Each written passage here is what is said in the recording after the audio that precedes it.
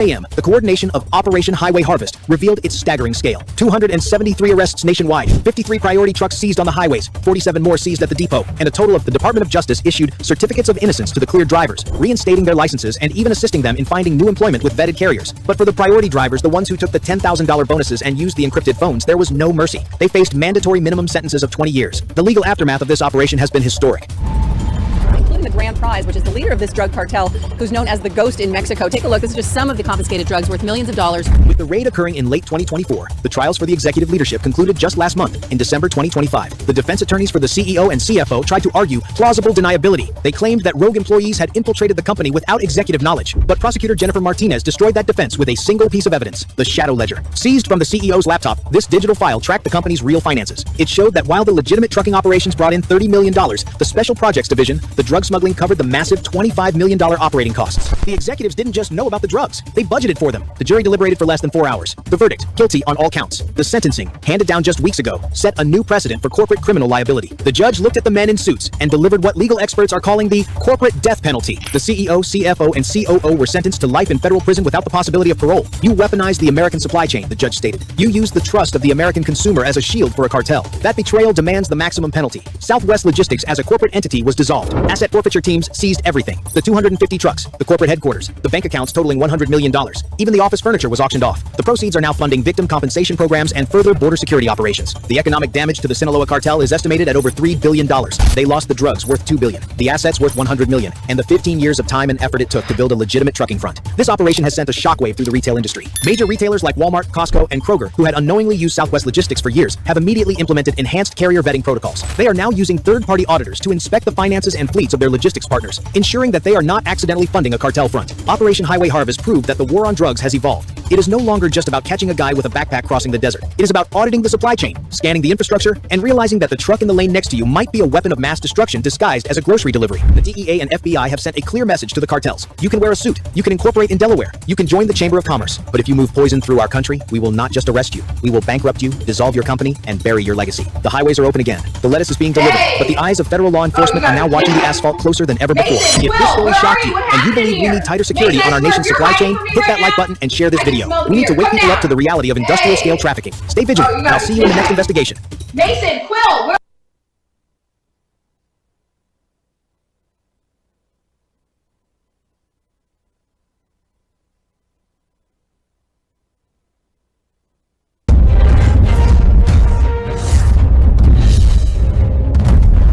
Today we're unsealing a new indictment, charging Wedding with 2 additional counts of witness tampering and intimidation, murder, money laundering. 17 a.m. Harris County, Texas.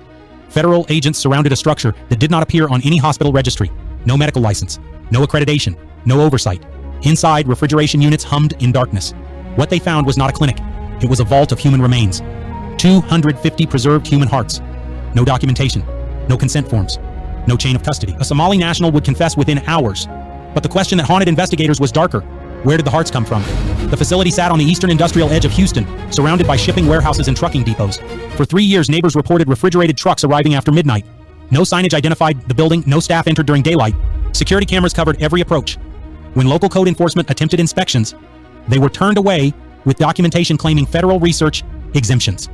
Those exemptions were fabricated. The FBI's Biological Crimes Unit received an anonymous tip in September 2025. A former employee described conditions inside that violated every protocol governing human tissue storage. The tip included photographs, rows of glass containers, hearts suspended in preservative solution, handwritten labels with codes, not names, no institutional review board approval, no bioethics oversight, no connection to any accredited research program. Agents began surveillance on October 2nd. They documented delivery patterns. Refrigerated trucks arrived from 3 cities, El Paso, San Antonio, and Laredo. All border regions. Manifests listed the cargo as medical supplies. Thermal imaging revealed the building's interior was maintained at 38 degrees Fahrenheit. Commercial-grade morgue temperature. Financial records showed the facility received wire transfers from accounts in Mogadishu, Dubai, and Istanbul. Over 14 months, $18 million moved through shell companies registered in Delaware and Nevada. The amounts matched no legitimate medical research budget. ICE Homeland Security investigations joined the case on October 19th, when transaction analysis revealed connections to individuals on federal watch lists. 3 names appeared repeatedly in encrypted communications: One was Abdirahman Khalif Osman, a Somali national who entered the United States on a medical research visa in 2019. His credentials claimed affiliation with a Mogadishu hospital that ceased operations in 2017. The visa was fraudulent. He had been living in Houston under a false identity, operating the facility through a network of shell entities. The operation was not isolated. Agents traced similar facilities to Detroit and Minneapolis. Smaller operations, fewer specimens, but the same financing structure, the same encrypted communications, the same absence of regulatory compliance. If you are still watching, tap like so more people see how deep this network runs. This was not a rogue individual, this was infrastructure.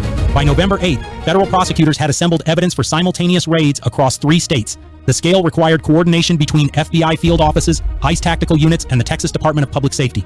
U.S. attorneys in Houston, Detroit, and Minneapolis synchronized warrant executions. The operation was designated cardiac breach. Briefings took place in a secure facility outside Houston on November 14th. Maps covered the walls. Red markers indicated the primary target in Harris County. Blue markers showed 2 secondary locations in Detroit's Eastern Industrial Zone and a Minneapolis storage unit complex near the airport. Agents reviewed floor plans obtained through covert entry weeks earlier. The Houston facility had reinforced doors, a central refrigeration chamber, and a separate office wing with encrypted server equipment. Intelligence suggested Osman spent nights on site sleeping in a back room. He was not expected to resist violently, but the presence of substantial financial assets meant flight risk was extreme. The tactical plan called for pre-dawn execution. Darkness. Surprise. Simultaneous breach at all 3 locations. FBI hostage rescue team members would lead entry in Houston due to the facility's fortified structure. ICE agents would secure the Detroit and Minneapolis sites. Texas Rangers would establish perimeter containment in Houston and coordinate with local law enforcement to prevent media leaks before arrests were completed. November 16th. 4:04 a.m. agents assembled in staging areas 1 mile from each target. In Houston, 27 federal agents and 12 Texas Rangers moved into position. The air was cold, unusual for mid-November in southeast Texas. Fog rolled off nearby bayous, concealing the tactical convoy's approach. Engines idled low, no lights, no sirens. At 4:17 a.m., the order came through encrypted radios. Execute. The battering ram struck the Houston facility's steel door with precision. The lock shattered. Agents poured inside, flashlights cutting through darkness. Federal agents. Search warrant. The refrigeration hum was deafening. The central chamber was larger than surveillance suggested. Rows of industrial shelving units lined the walls. On each shelf, glass containers. Hearts. Preserved in formalin solution. Each container bore a handwritten label. Numbers and letters. No names. No patient identifiers. No hospital codes. Agents counted as they documented. 50 containers on the first row. 60 on the second. The numbers climbed. 250 total. Each heart carefully preserved. Each one representing a human life. But whose? In the office wing, agents found Abdirahman Khalif Osman seated at a desk, hands raised. He did not resist. He did not speak. On the desk, 3 encrypted phones, a laptop displaying financial spreadsheets. In the corner, a safe built into the wall. Agents used a portable drill to breach it. Inside, $470,000 in cash, bundled in plastic wrap. Ledgers with coded entries. Passports from Somalia, Kenya, and Turkey under different names, and a handwritten list, 32 names, dates beside each. Cities: Ciudad Juarez, Matamoros, Reynosa, Tijuana. All border cities. All known human trafficking corridors. In Detroit, agents breached a warehouse near the riverfront at the same moment. 68 preserved organs, hearts, kidneys, livers. No documentation. A refrigerated truck was parked inside. Engine running, ready for departure. The driver, a Kenyan national, was arrested, attempting to flee through a rear exit. In Minneapolis, the storage unit contained 23 hearts and a mobile embalming station. A Somali man was found destroying documents in a barrel fire behind the units. Agents extinguished the fire and recovered partially burned shipping invoices. The invoices listed destinations in Europe and the Middle East. Back in Houston, forensic teams began the meticulous process of cataloging evidence. Each heart was photographed, tagged, and logged. Medical examiners were brought in to assess the specimens. Preliminary analysis suggested the hearts had been harvested within the last 18 months. Some showed signs of recent preservation, others had been stored longer. But the condition of the tissue raised immediate questions. These were not donations from registered organ banks. These were not specimens from accredited medical schools. The procurement methods were unknown. The consent status was unknown. The identities of the deceased were unknown.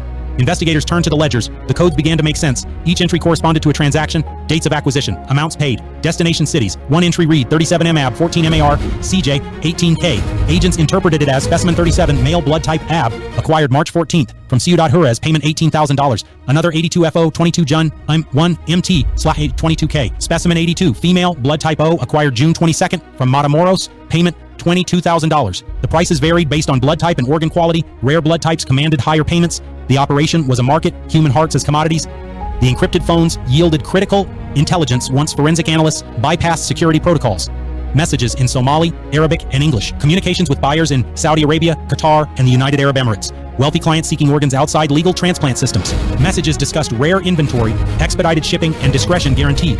One message thread from July 2025 confirmed a shipment of 3 hearts to Riyadh for $240,000 total.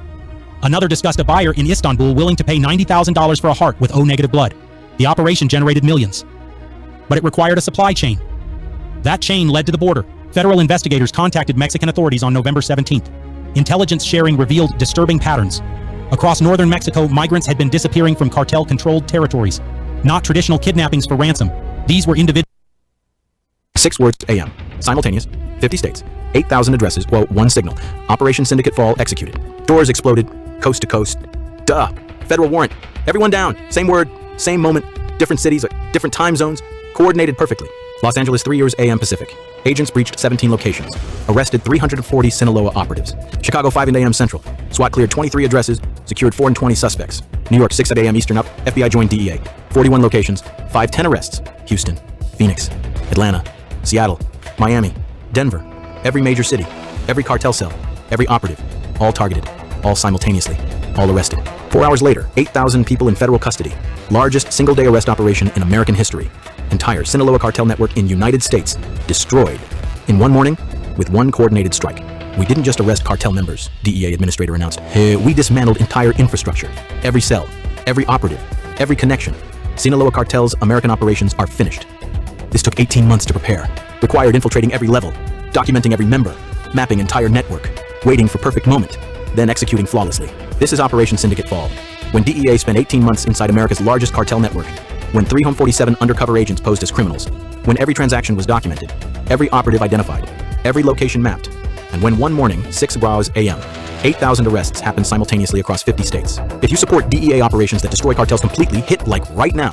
Sinaloa cartel dominated American drug market, methamphetamine, cocaine, fentanyl, heroin, everything. Their distribution network spanned every state, every major city, every market. Infrastructure was sophisticated. Not street dealers, not obvious criminals.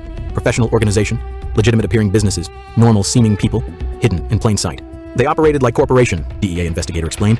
Regional managers, district supervisors, local operatives, hierarchy, structure, professionalism, just happened to distribute poison.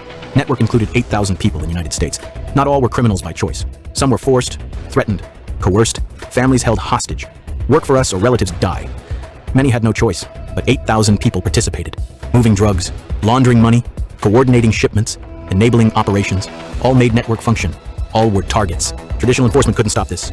Arrest street dealers, network replaced them, seize shipments, more arrived, prosecute members. Others continued. Cartel was Hydra, cut one head, 2 grew back. We need a different approach, DEA director decided. Not arrest individuals, destroy entire network simultaneously, so thoroughly they can't recover. That required infiltration, but documentation, preparation, then overwhelming force.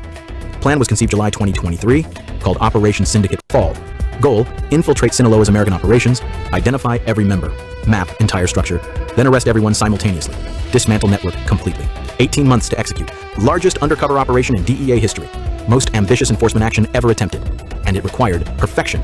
One mistake meant blown cover, meant dead agents, meant failed operation. Should cartels face RICO prosecution for entire organizational structure?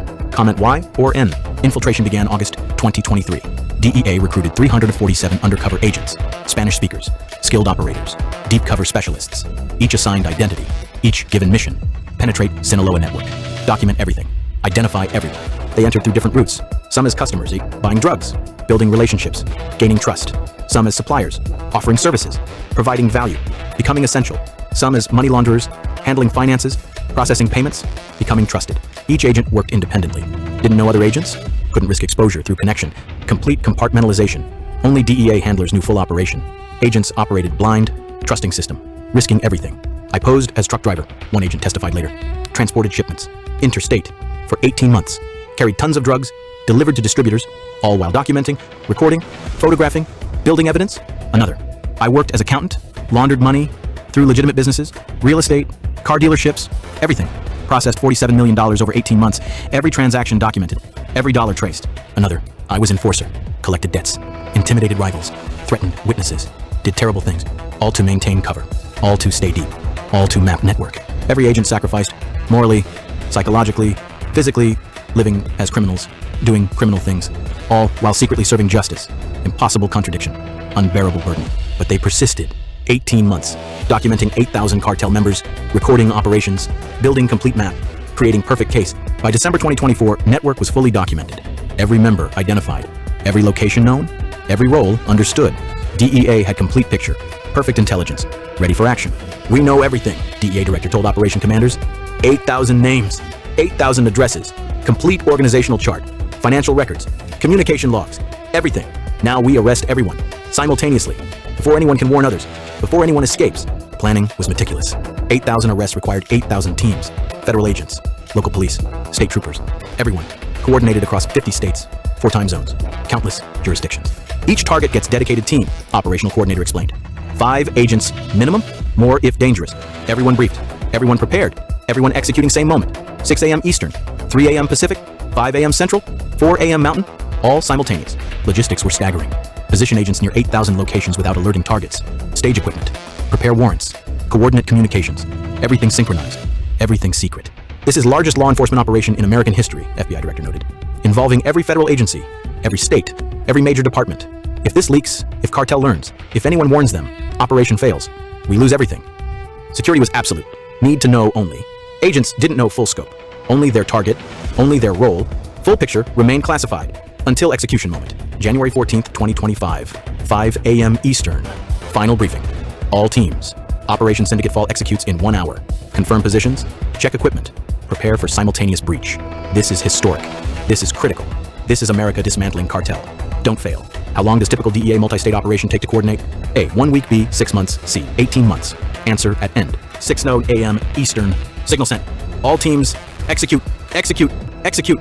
Across America, doors exploded. 8,000 breaches. Simultaneous. Overwhelming. Perfect. New York City, Brooklyn, cartel warehouse. DEA breached. Federal agents. Down. Now. 12 suspects inside. All surrendered. 340 kilograms cocaine seized. $2 million cash. Evidence preserved. Los Angeles. San Fernando Valley. Residential home. SWAT entry. DA. Warrant. Family inside. Father was distributor. Wife knew. Children didn't. Father arrested. Wife arrested. Children taken to protective services. Tragedy. Necessity. Reality. Chicago. South Side. Cartel safe house. Agents breached. Found 6 members. Plus arsenal. 50 weapons. Thousands of rounds. All seized. All arrested. Miami. Coral Gables. Luxury condo. Money laundering operation. Accountants arrested. Computer seized. $15 million in accounts frozen. Houston. Industrial district. Distribution center. A massive 2,000 square feet. Drugs everywhere. 20 workers arrested. All processing shipments. All complicit. Pattern repeated. 8,000 times. Coast to coast. Cartel operatives waking to DEA. Surrendering. Being arrested. Learning simultaneously. Network is finished. Some resisted. Firefights erupted. Phoenix. Suspects fired at agents. SWAT returned fire. 3 suspects killed. 4 wounded. No agents lost. Professional response. Necessary force. Denver. High-speed chase. Suspect fled. Police pursued. Ended in crash. Suspect survived.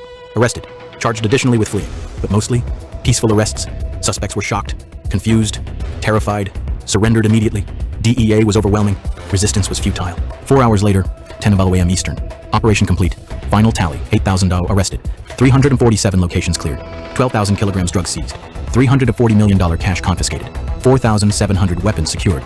200 vehicles impounded. We just destroyed Sinaloa's American operations, DEA administrator announced at press conference. 8,000 arrests. 50 states. 4 hours. Entire network dismantled. This is largest enforcement action in history. This is cartel's end. If you believe simultaneous mega raids are future of cartel enforcement, type SWAT signal. Evidence was overwhelming.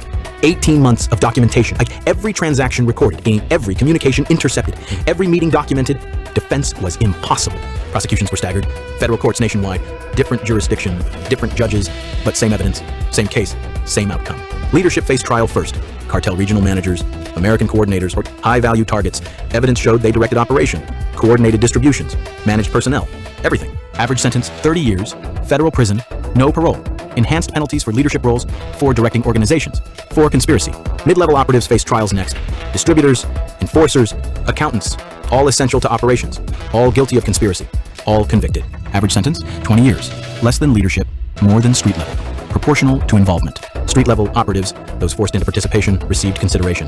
Many cooperated, testified against supervisors, explained coercion, received reduced sentences. Average 10 years. Some got probation, especially those genuinely threatened. But all 8,000 faced consequences. Even those coerced, even those threatened. Participation was crime. Even unwilling participation. Justice required accountability. I'm sorry, one low-level operative told judge. They threatened my family. Said they'd kill my children. I had to work for them.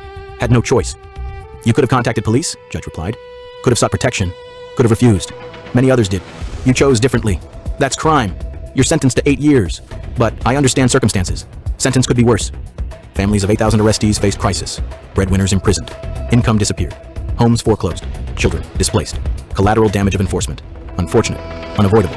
Necessary. Social services responded. Foster care for children. Assistance for spouses. Support for families. Cartel destroyed these families first, social worker explained. By recruiting members.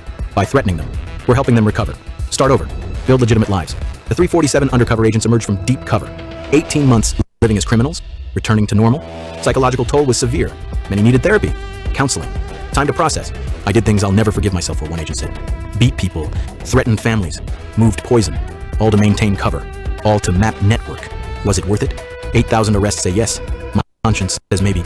I don't know. DEA provided support, therapy, debriefing, recognition. You sacrificed enormously, DEA director told them. Did impossible things. For 18 months. Resulted in a historic victory. America owes you. DEA honors you. Thank you. Some agents returned to normal operations. Others couldn't. Retired. Moved on. Trauma was too deep. Moral injury was too severe. They'd lived as criminals too long. Couldn't reconcile. Should undercover agents who commit crimes while infiltrating face any consequences? Comment yes or no. Sinaloa cartel's response was predictable. Rage. Threats. Violence. They lost 8,000 operatives. Overnight. Their American network was destroyed. Decades of work eliminated. Retaliation was attempted. Hit lists were created. Judges, prosecutors, agents, all targeted. Some attacks succeeded. 2 prosecutors killed. 1 judge wounded. 3 agents ambushed. Survived but injured. But cartel was weakened. Infrastructure was gone. Coordination was impossible. Resources were limited. Retaliation was sporadic. Ineffective. Eventually stopped. Mexican authorities assisted. Arrested cartel leadership. Extradited to United States. Faced trials for ordering American operations. For directing 8,000 members. For flooding America with poison. Joaquin El Chapo Guzman's sons, running cartel after father's imprisonment, were arrested. Extradited. Tried. Convicted. Sentenced to life. Sinaloa leadership was finished. We decapitated cartel, DEA said. American network destroyed. Mexican leadership imprisoned. Organizational structure collapsed. They'll try rebuilding. But we've set them back decades. American drug market changed immediately. Methamphetamine prices tripled. Supply dried up. Fentanyl became scarce. Cocaine supplies dropped. Users faced shortages. Dealers had nothing to sell. This is Operation Syndicate Fall's real success, DEA administrator explained. Not just arrests, market disruption, supply chains broken, users can't access drugs. That saves lives. That's victory. Emergency rooms reported fewer overdoses, 40% decrease first month, as supplies dried up, as users couldn't obtain fentanyl, as deadly drug became unavailable. We're seeing fewer deaths, ER doctor confirmed. Fewer overdoses, or fewer poisonings. Whatever DEA did, it's working. Patients are surviving. Treatment centers saw increased admissions. Users seeking help. Knowing supplies were gone, seeing opportunity for recovery, choosing sobriety. When drugs are plentiful, addiction continues, treatment director explained. When supplies disappear, users reconsider. Some choose recovery. Operation Syndicate Fall created that opportunity. Patients are taking it. But other cartels saw opportunity too. Sinaloa's collapse created vacuum. Jalisco New Generation cartel expanded. Gulf cartel grew. Competition for territory intensified. Violence in Mexico increased. We destroyed one cartel, DEA acknowledged. But drug trade continues. Other organizations filling void. This is ongoing battle. Operation Syndicate Fall was major victory, but not final victory. Fight continues. Congressional hearings followed. How did DEA coordinate 8,000 arrests? Senators demanded. What resources did this require? What did it cost? Can it be repeated? DEA director testified, operation cost $340 million over 18 months, required 347 undercover agents, thousands of support personnel, coordination across 50 states. It's replicable, but expensive, resource intensive. Can't do this often, but when we do, results are historic. Congress appropriated funding. Do this again, they ordered. Target other cartels, Jalisco, Gulf, Los Zetas. Destroy them systematically, like you destroyed Sinaloa. DEA began planning. Operation Syndicate Fall proved concept. Simultaneous mass arrests worked.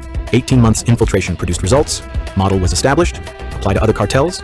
Repeat success. Here's answer to quiz C. 18 months. Most DEA multi-state operations targeting entire cartel networks require 12 to 24 months coordination. Operation Syndicate Fall took 18 months from infiltration start to execution. Required positioning 347 undercover agents, documenting 8,000 members, mapping complete network structure, coordinating with 50 states, preparing 8,000 arrest warrants, and staging teams simultaneously across 4 time zones. Every month mattered because cartel network processed tons of drugs monthly. Delays meant more poison reaching streets and more American lives destroyed. Think about that. 18 months. 347 agents undercover, say 8,000 targets identified. 50 states coordinated. 4-hour execution. Perfect operation. Historic results. Could you spend 18 months undercover in cartel? Would you live as criminal to destroy criminal network? 3 questions. Should DEA conduct similar operations against all major cartels? Do undercover agents who commit crimes for cover deserve immunity? If you knew neighbor was cartel operative, would you report immediately? Hit like if you stand with 347 agents who sacrificed 18 months undercover, with 8,000 suspects arrested simultaneously, with communities freed from cartel presence. Subscribe to SWAT Signal, where we expose cartels systematically, where we prove coordinated enforcement works, where we honor agents who live as criminals to destroy criminality. When cartels think they're safe, DEA infiltrates. When networks seem untouchable, simultaneous raids destroy them. When criminals feel secure, morning brings federal agents. Always, everywhere, eventually. Shield or silence? Individual arrests or network destruction? Traditional enforcement or mega operations? Which approach do you support? 8,000 suspects sit in federal detention across America, awaiting trials, awaiting sentences, awaiting decades in prison. Most will plead guilty. Evidence is overwhelming. Fighting is futile. Their families struggle. Homes are lost. Children are displaced. Spouses are alone. Collateral damage of enforcement. Unfortunate reality. Necessary consequence. My husband was arrested, one wife said. I didn't know he worked for cartel. Thought he was truck driver. Legitimate job. Now he's facing 20 years. We're losing house. Children ask where daddy is. I don't know what to tell them. That's cartel's real crime. Not just poison they distribute, families they destroy, communities they corrupt, lives they ruin. Enforcement creates victims to it, but cartels created situation. They're responsible.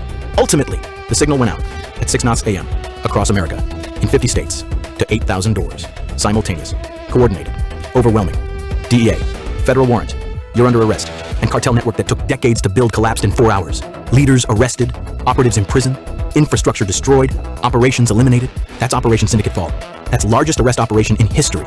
That's proof that coordinated enforcement works, that infiltration succeeds, that cartels can be destroyed, completely, permanently, totally. Sinaloa cartel still exists. In Mexico, still operates, still traffics. But American network is finished. 8,000 operatives gone. Years required to rebuild, maybe never fully recovered. That's victory.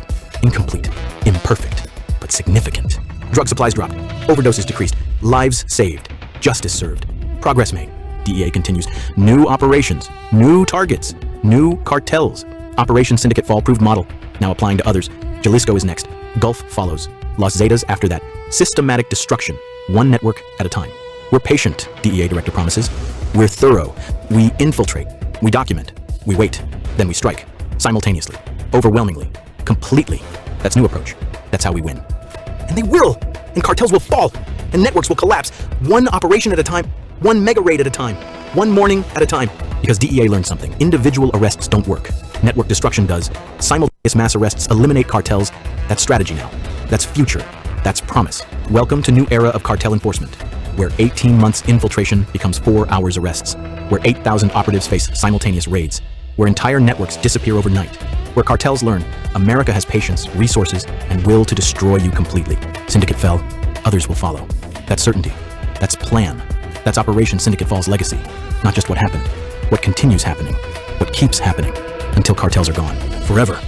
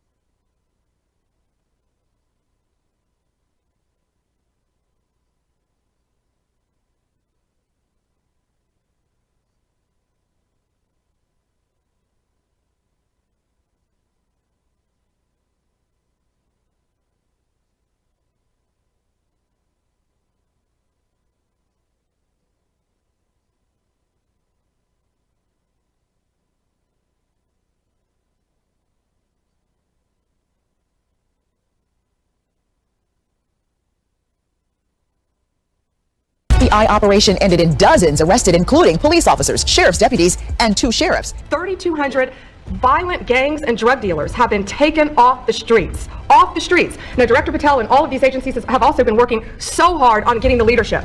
But we are getting all the gang members off the streets and the drug dealers, Sinaloa, CJNG, MS-13, and more, TDA. 91 tons of drugs have been seized as a result of this task force. We tried to put this in perspective for you. This would be filling 4 18-wheelers. 4. All the drugs just in the last month that have been taken off the street. 58,000 kilos of cocaine. Think about a big backyard swimming pool. That would fill 1.5 swimming pools. Just the powder cocaine that has been removed, saving lives this last month, thanks to all of these people around the table. 2,300 kilos of fentanyl powder and 2.1 million fentanyl pills off the streets. And as the president said, more than 1,000 illegal guns. May 8th, 2025, 5:47 a.m., Coral Gables, Florida. DEA Special Agent Victor Reyes pressed against the wall of a $12 million mansion, waiting for the signal to breach. This was supposed to be a routine drug raid. Intelligence indicated Carlos El Tigre Mendoza, a high-ranking CJNG cartel member, was using this mansion as a stash house. DEA expected to find drugs, cash, maybe weapons. Just another South Florida bust. But when the door blew open and agents flooded inside, they found something that would change everything. Yes, there were drugs. 2.4 tons of cocaine and 680 kilograms of fentanyl hidden throughout the 12,000 square foot mansion. Yes, there was cash.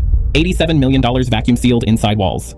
But in El Tigre's private office, in a hidden room behind a false bookshelf, DEA agents discovered something far more disturbing. Police evidence room keys, Miami-Dade police uniforms, sheriff's office badges, surveillance equipment monitoring police stations, and a leather-bound ledger labeled monthly payroll containing 3 years of payments to Sheriff Antonio Vargas and 17 police officers across Miami-Dade County. In that moment, what started as a drug raid became the exposure of a $1.4 billion corruption network that had infiltrated 3 law enforcement agencies. The cartel wasn't just operating in Miami, they'd bought the very people supposed to stop them. How did a routine DEA raid accidentally expose the largest police corruption scandal in Florida history? Hit like, comment, and subscribe before we reveal how one mansion contained evidence that would destroy careers, end lives, and send a sheriff to prison for eternity. The mansion at 847 Coral Way was everything you'd expect from a cartel safe house. Gated entrance, security cameras everywhere, reinforced doors, floor-to-ceiling windows overlooking Biscayne Bay, the kind of property that screamed wealth, and the kind of wealth that came from moving tons of drugs. DEA had been watching Carlos Mendoza for 8 months. Wiretaps revealed he coordinated CJNG operations across South Florida, receiving shipments from Mexico, processing cocaine, distributing to cells from Miami to Orlando. Intelligence suggested he kept large quantities of product and cash at his Coral Gables residence. A federal judge authorized a no-knock warrant. At 5:52 a.m., the battering ram hit the front door.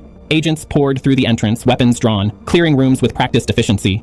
Mendoza was in the master bedroom, scrambling for a weapon. He was tackled, handcuffed, and secured before he could reach the nightstand where a loaded Glock waited. The initial search revealed exactly what DEA expected. In the garage, 400 kilograms of cocaine hidden inside a luxury SUV's modified compartment. In the basement, another 2 tons of cocaine vacuum sealed in duffel bags. In the master bathroom, 680 kilograms of fentanyl stored in waterproof containers. In the kitchen, $23 million in cash rubber banded and stacked in the pantry behind canned goods. But Agent Reyes noticed something odd. The mansion's square footage didn't match the interior dimensions. There was missing space. He studied the layout and realized the office was too shallow. The back wall should extend another 15 feet based on the exterior measurements. He examined the bookshelf covering the rear wall, revealing a concealed room that would change everything. Inside was a command center that looked more like a police operations room than a cartel hideout. 3 computer monitors displayed live feeds from cameras positioned outside Miami-Dade Police Headquarters, the Miami Police Department's main station, and the county sheriff's office.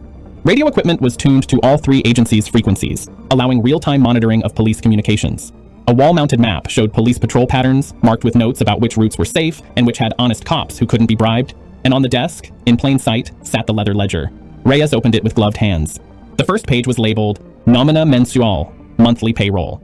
What followed were 3 years of meticulous records documenting payments to law enforcement officers. Sheriff Vargas, $400,000 per month. Then 17 entries with badge numbers, first names, and payment amounts ranging from $50,000 to $150,000 monthly. Each entry included notes, raid warnings, evidence disposal, witness intimidation, escort services. The ledger totaled $3.2 million in monthly bribes. Over 3 years, the cartel had paid $115 million to corrupt the very people supposed to stop them, but it got worse. Reyes found a box containing police department property, evidence room keys from Miami-Dade Police, official uniforms, spare badges, and body cameras. He found encrypted phones with text message threads between Mendoza and people identified only by badge numbers. Within 3 hours, FBI agents from the Miami field office had secured the mansion as a federal crime scene. The DEA drug seizure suddenly became secondary to the corruption evidence. FBI began the painstaking process of analyzing 3 years of ledgers, encrypted communications, and surveillance footage. The pattern that emerged was devastating. Now they knew it was betrayal from within law enforcement. When evidence was seized and placed in police custody, corrupt officers with evidence room access would contaminate it, lose it, or destroy it.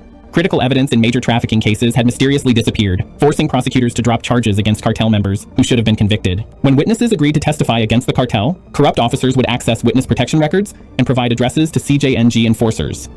The ledger contained 8 entries marked "Witness Eliminated" with dates and addresses. FBI cross-referenced these with unsolved murders over 3 years. 8 people who'd agreed to testify against CJNG had been killed within weeks of giving statements to police. The officers had signed their death warrants. And, perhaps most disturbing, when rival cartels attempted to move product through Miami, corrupt officers would arrest the crews on legitimate charges, then deliver them not to jail, but to CJNG enforcers. FBI worked in complete secrecy. They couldn't risk alerting any of the 18 corrupt officers. They couldn't use Miami-Dade resources or trust local law enforcement. The investigation was conducted entirely by federal agents from outside Florida, operating under the deepest classification protocols. FBI obtained federal warrants for all 18 suspects. On May 15, 2025, at 6 a.m., FBI executed Operation Blue Wall Down, simultaneous arrests of Sheriff Vargas and all 17 corrupt officers. FBI tactical teams hit 18 locations across Miami-Dade County in a coordinated strike designed to prevent any suspect from warning others. At his waterfront home in Key Biscayne, Sheriff Vargas was arrested in his driveway as he prepared to leave for work. FBI found $2.3 million in cash hidden in his garage, along with encrypted phones and cartel communications. Across the county, 17 officers woke to FBI agents at their doors with arrest warrants. Some surrendered immediately. Others tried to flee. One officer jumped his backyard fence and ran 3 blocks before being tackled by pursuing agents. 2 officers attempted to destroy evidence, frantically deleting files and smashing phones before FBI could secure them. One officer, facing the reality of life in prison, attempted suicide by swallowing pills, but was immediately given medical attention and survived. By 8 a.m., all 18 suspects were in federal custody. The news broke across South Florida like a thunderclap. The sheriff and 17 officers arrested on federal corruption charges. The implications rippled through every law enforcement agency in the region. May 16, 2025. Attorney General Pamela Bondi and FBI Director Christopher Wray held a joint press conference in Miami alongside Florida Governor Ron DeSantis. Yesterday, federal law enforcement arrested Sheriff Antonio Vargas and 17 police officers for operating a criminal enterprise on behalf of the Jalisco New Generation cartel. For 3 years, these individuals betrayed their badges, their departments, and the citizens of Miami-Dade County. They warned cartels about raids. They destroyed evidence. They provided witness addresses that resulted in murders. They arrested rival traffickers and delivered them to cartel enforcers for execution. They protected a $1.4 billion drug trafficking operation. The charges were comprehensive. All 18 faced federal counts of narco-terrorism, conspiracy to distribute narcotics, obstruction of justice, witness tampering, kidnapping conspiracy, and murder conspiracy. Their testimony provided devastating detail about how the corruption network operated, how officers were recruited, and how crimes were coordinated. Sheriff Vargas and 3 officers refused any deal and went to trial in September 2025. The trial lasted 8 weeks. Prosecutors presented 450 hours of wiretapped conversations, the complete ledger documenting $115 million in bribes, body camera footage showing crimes in progress, financial evidence of unexplained wealth, and testimony from the 14 officers who'd pleaded guilty. The jury deliberated for 6 hours before returning guilty verdicts on all counts for all 4 defendants. In December, sentencing was severe. Sheriff Vargas received 8 consecutive life sentences plus 300 years, effectively ensuring he would die in federal prison. The 3 officers received sentences of 65, 75, and life without parole. For Miami-Dade County, the aftermath was painful but necessary. Governor DeSantis appointed an interim sheriff and ordered comprehensive reviews of all 3 affected departments. New protocols were implemented. Mandatory financial disclosure for all officers, random integrity testing, FBI liaison positions in each department, protected channels for reporting corruption, and federal oversight of major operations. The impact on cartel operations was immediate. Without law enforcement protection, CJNG's Miami network collapsed. Federal agents, no longer worried about leaks, executed raids that seized an additional 18 tons of drugs and $340 million in cash over 6 months. Trafficking routes that had operated with impunity were disrupted. The organization that had paid $115 million for protection got nothing in return but prison sentences for everyone involved. For the families of the 8 murdered witnesses, the revelation that police officers had provided their addresses to killers brought grief and rage. Federal victim compensation provided financial support, but nothing could return their loved ones. People who'd done the right thing by cooperating with law enforcement, only to be betrayed by the very officers they'd trusted. President Trump addressed the scandal during a speech on cartel violence. A sheriff and 17 police officers in Miami were arrested for working with drug cartels. They didn't just look the other way, they actively helped poison flow into American communities. They got witnesses killed, they protected murderers, they betrayed everything the badge represents. But they were caught, they were prosecuted, and they will spend the rest of their lives in prison. As evidence recovery teams finished processing the Coral Gables mansion months later, the full scope became clear. What started as a routine drug raid had accidentally exposed systematic corruption that had operated for years. One hidden room, one ledger, one decision by a cartel leader to document his crimes meticulously, and 18 lives destroyed by greed. If you believe these stories must be told, stories proving that corruption, no matter how deeply hidden, will eventually be exposed, then like this video, subscribe to Busted, and share this with someone who needs to understand that the badge means something. Because the vast majority of law enforcement serves with honor, and those who don't will face justice.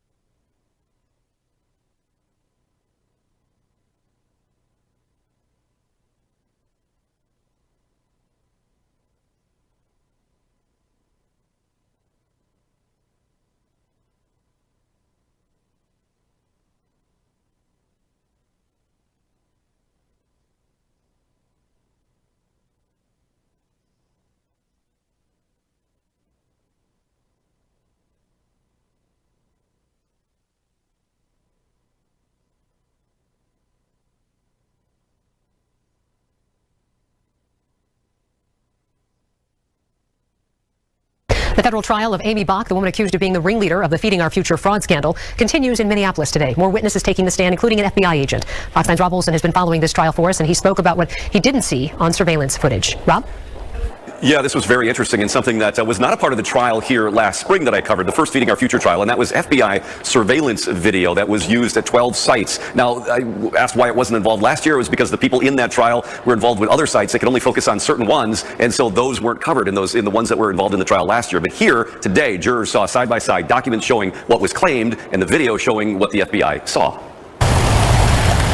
In December of 2021, the FBI installed a surveillance camera overlooking this building just off Lake Street in Minneapolis. At the time, it was Safari Restaurant, which overall took in $12 million in federal child meal payments through Feeding Our Future. Safari's former co-owner, Salim Saeed, is on trial alongside Amy Bach, the Feeding Our Future executive director. Safari claimed to feed 4,000 to 6,000 kids a day. Its invoices and meal counts shown to the jury alongside the video. An FBI agent testifying that an average of 40 people came and went during the 6 weeks it was surveilled.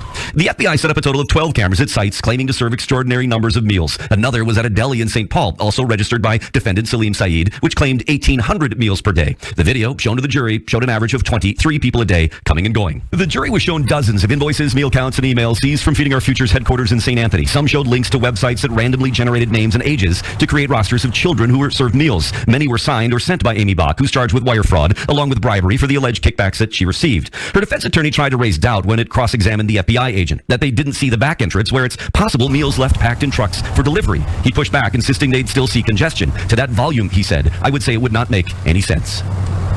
But Bach's defense attorney continues to try to cast some doubt here with the jury that Amy Bach didn't know what was going on. He contended in his opening statements that it was all these site operators that were lying to her by sending her these meal claims, and she didn't know anything about it. He also showed some of the emails to jurors that didn't include Amy Bach to try to suggest that she was out of the loop on some of these issues. This trial will continue tomorrow morning. Live in Minneapolis, Rob Olson, Fox 9. Another day. Thank you, Rob.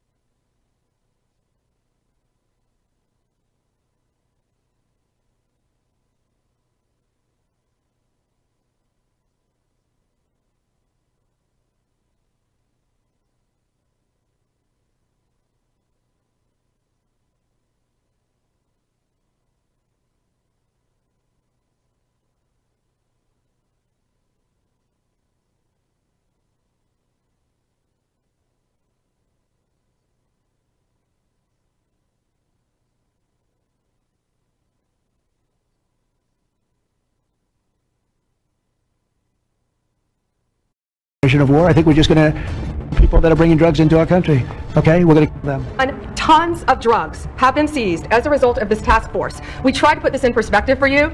This would be filling 4 18-wheelers. 4. All the drugs just in the last month that have been taken off the street. 58,000 kilos of cocaine. Think about a big backyard swimming pool. That would fill 1.5 swimming pools. Just the powder cocaine that has been removed, saving lives this last month, thanks to all of these people around the table. 2,300 kilos of fentanyl powder and 2.1 million fentanyl pills off the streets. And as I said, more than 1,000 illegal guns. April 8th, 2025. Interstate 40 weighed 400 pounds less than the manifest claimed. Inside hidden compartments built into the trailer walls, 340 kilograms of pure cocaine worth $12 million on the street. The driver, a transnational employee for 6 years with a clean record, immediately cooperated. What he told investigators triggered the largest corporate corruption case in FB1 history. Transnational Freight Services wasn't just compromised by a few bad drivers. The entire company was a cartel front operation. The Sinaloa cartel had purchased it 2 years earlier through shell corporations, transforming America's third largest trucking company into the most sophisticated drug distribution network law enforcement had ever encountered. Over the next 3 weeks, FBI would discover that 89 of Transnational's 400 drivers were knowingly hauling drugs, that the company's 23 warehouses across 14 states were distribution hubs processing tons of narcotics monthly, that legitimate freight and drug shipments were mixed together, making detection nearly impossible, and that over 5 years, this operation had moved $2.4 billion worth of drugs across America's highways, hidden in plain sight among millions of legitimate deliveries. How did the FBI take down a $3 billion trucking empire that had become the cartel's highway to America? Hit like, comment, and subscribe before we reveal the interstate takedown that arrested 89 drivers in one day. Major corporations trusted Transnational to move everything from automotive parts to consumer electronics. The company employed over 8,000 people, maintained impeccable safety ratings, and had never faced serious legal scrutiny. But in 2022, something changed. The founding family sold the company for $850 million to an investment group called American Logistics Partners, LLC. The sale made business news as a successful exit for the founders. Company operations continued normally, trucks kept rolling, customers noticed no difference. What nobody knew, American Logistics Partners was a shell corporation controlled by the Sinaloa cartel. The $850 million came from drug proceeds laundered through Mexican businesses, Chinese underground banks, and cryptocurrency exchanges. Within 18 months, Transnational had been weaponized into the most sophisticated drug distribution network in America. The operation worked like this. Drugs crossed the Mexican border hidden in commercial shipments or smuggled through cartel-controlled corridors. They arrived at Transnational's El Paso warehouse, which the cartel now controlled. Warehouse workers, 32 of them on cartel payroll, received the drugs and loaded them into specially modified trailers alongside legitimate freight. These trailers were then assigned to the 89 corrupted drivers who would transport them to distribution hubs across the country. The destinations were transnational warehouses in Atlanta, Chicago, Philadelphia, Phoenix, Houston, Dallas, Charlotte, Memphis, and 11 other cities. At each warehouse, cartel operatives working as warehouse staff would extract the drugs and distribute them to local dealers. The trucks would then reload with legitimate freight and continue their routes, maintaining the appearance of normal commercial operations. Over 5 years, this network moved 180 tons of cocaine, 45 tons of methamphetamine, and 8 tons of fentanyl across American highways. The investigation that would destroy Transnational began with that single Arkansas traffic stop in April 2025. When the driver agreed to cooperate, he provided FBI with devastating information. He wasn't the only transnational driver hauling drugs. There were dozens of others. The company's warehouses were distribution centers. FBI worked entirely outside the company, using federal resources to build a case without alerting anyone inside Transnational. FBI subpoenaed Transnational's shipping records going back 3 years. Analysts identified patterns. Certain trucks repeatedly made runs to the same warehouses, often with cargo manifests that didn't match the stated goods. Specific drivers were assigned these suspicious routes repeatedly. Warehouse deliveries occurred at odd hours when legitimate operations would be closed. Financial investigators traced American Logistics Partners, LLC through layers of shell corporations. FBI installed GPS trackers on trucks driven by suspected corrupt drivers. Surveillance teams followed them to destinations where, instead of delivering to legitimate customers, drivers met with individuals later identified as cartel distributors. Undercover agents posing as truckers applied for jobs at Transnational and were eventually approached with offers to make extra money on special runs. DEA contributed intelligence from ongoing cartel investigations. Wiretaps on known Sinaloa operatives revealed references to the freight company and the trucks. Cartel communications discussed shipment schedules that matched Transnational's delivery routes. The evidence mounted. Transnational Freight Services wasn't compromised. It was controlled.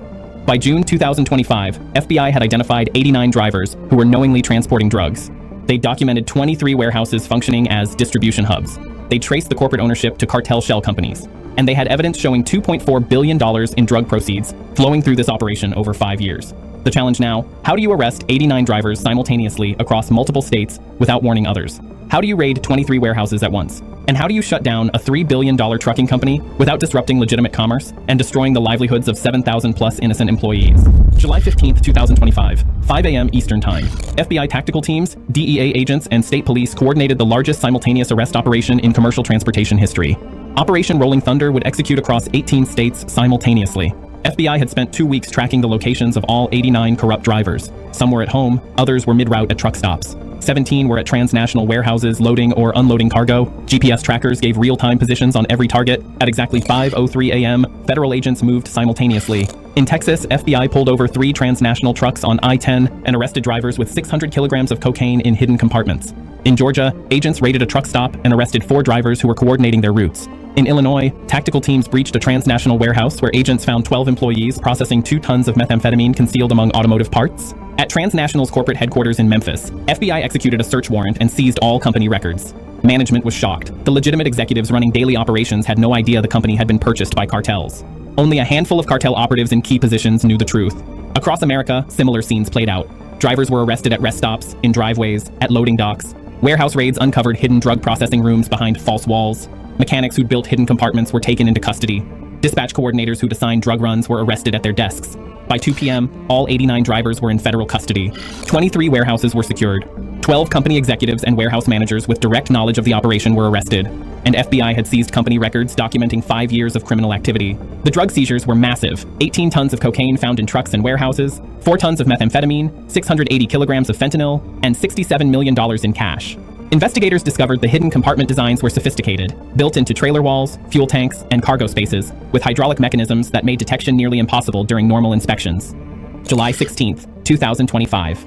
Attorney General Pamela Bondi held a press conference in Washington, D.C., alongside FBI Director Christopher Wray, DEA Administrator Ann Milgram, and Department of Transportation Secretary Sean Duffy. Yesterday, federal law enforcement dismantled the largest commercial drug trafficking network in American history. The Sinaloa cartel didn't just infiltrate a trucking company, they purchased one. For 5 years, transnational freight services moved billions of dollars in drugs across our highways while maintaining the appearance of legitimate commerce. 89 drivers knowingly transported drugs, 23 warehouses served as distribution centers, and American roads became cartel highways. The charges were comprehensive. All 89 drivers faced federal conspiracy to distribute narcotics, interstate drug trafficking, and money laundering charges carrying 15 to 40 years in prison. 12 company insiders with direct knowledge faced additional charges of running a continuing criminal enterprise with potential life sentences. And FBI was pursuing seizure of the entire company under federal asset forfeiture laws. The evidence was overwhelming. GPS data tracked drug deliveries. Hidden compartments were photographed and documented. Seized records showed payment structures for corrupt drivers. Financial analysis proved cartel ownership. Faced with this evidence, 76 drivers accepted plea agreements within 2 months, receiving sentences ranging from 15 to 28 years. 13 drivers went to trial. All were convicted.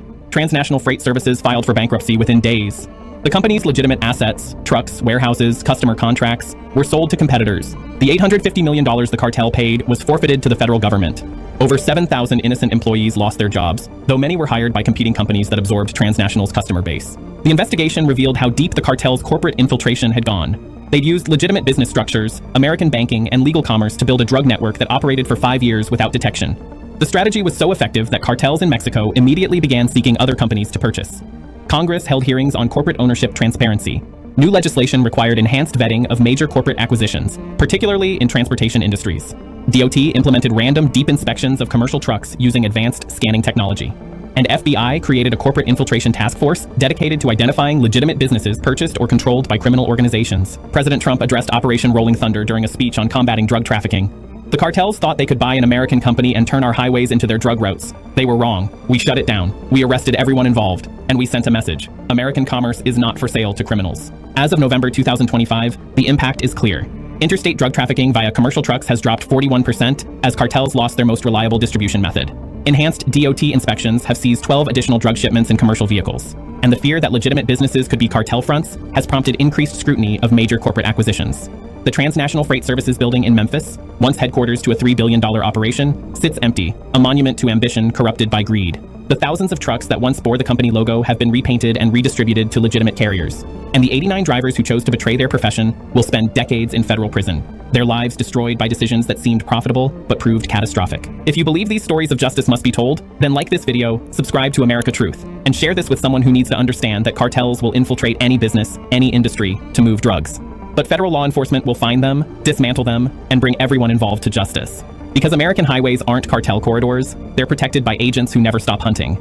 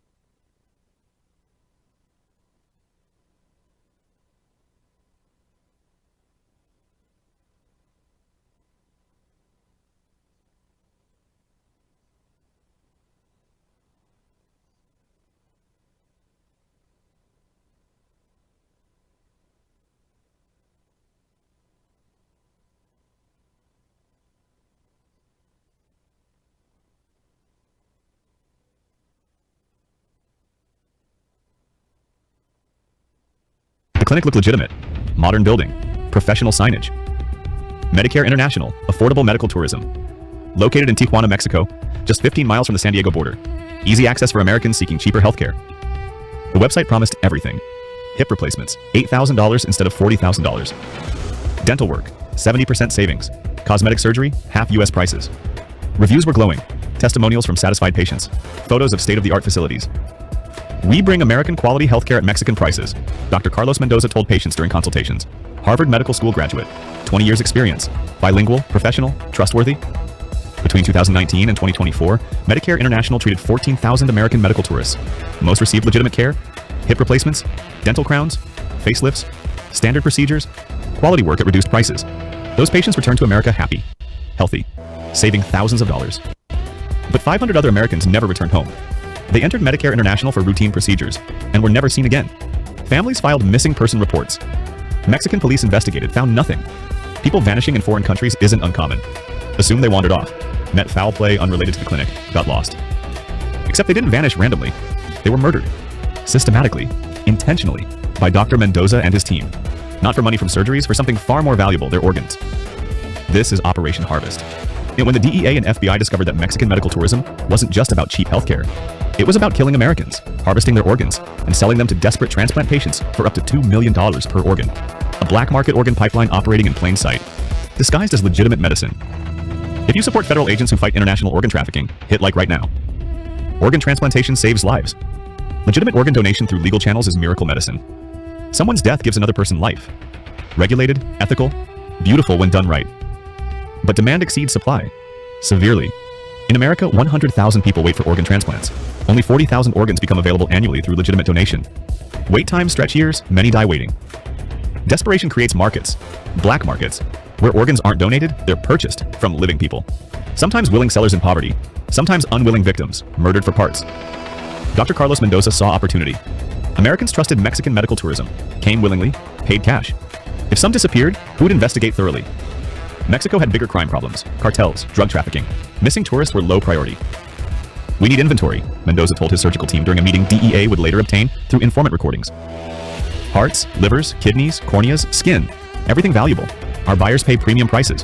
One donor provides 5 to 8 organs. Multiple sales, maximum profit. Where do we get donors? A surgeon asked. Patients, Mendoza replied. Medical tourists, especially those who come alone. No family accompanying them. No one immediately noticing if they don't return.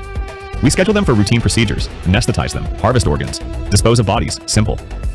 The operation was systematic. Medicare International had patient screening, identifying targets. Criteria, traveling alone, paying cash, no emergency contacts in Mexico, no return flight booked immediately after procedure. We call these Category A patients, Mendoza explained. High-value organ donors, young, healthy. Their organs are premium quality. We charge $500,000 per kidney, $1.2 million per liver, $2 million for heart. One Category A patient generates $4 to $6 million revenue. Should organ traffickers face automatic death penalty? Comment Y or N. The first murder happened in March 2019. Thomas Richardson, 52 years old, from Phoenix. Needed dental implants, scheduled at Medicare International. Cost $4,000 versus $18,000 in US. Thomas traveled alone, told his wife he'd return in 3 days. He never did. Hospital called his emergency contact. I'm sorry, Mr. Richardson developed complications during anesthesia. Cardiac arrest. We couldn't revive him. He's deceased. His wife flew to Tijuana, demanded to see the body. It's been cremated, hospital staff said. Mexican law requires immediate cremation for medical facility deaths. Hygiene protocols. We have cremated remains. Very sorry for your loss. She took the ashes home. Devastated. Buried them. Never knowing they weren't her husband. Just random cremated remains. Because Thomas wasn't dead from cardiac arrest. He was murdered, anesthetized, organs harvested, body disposed of in a mass grave outside Tijuana. His kidneys sold to 2 patients in China, his liver to a patient in Saudi Arabia, his corneas to buyers in Russia.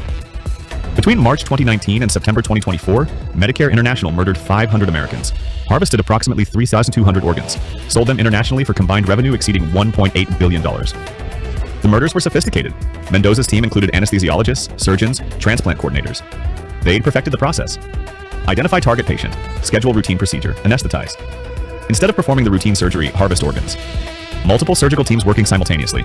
Extract everything valuable. Properly preserve organs in transport containers. Ship to buyers worldwide. Dispose of body. Bodies went to cartel contacts. Mass graves in Baja California desert. Some dissolved in acid. Some burned. Some dumped in ocean.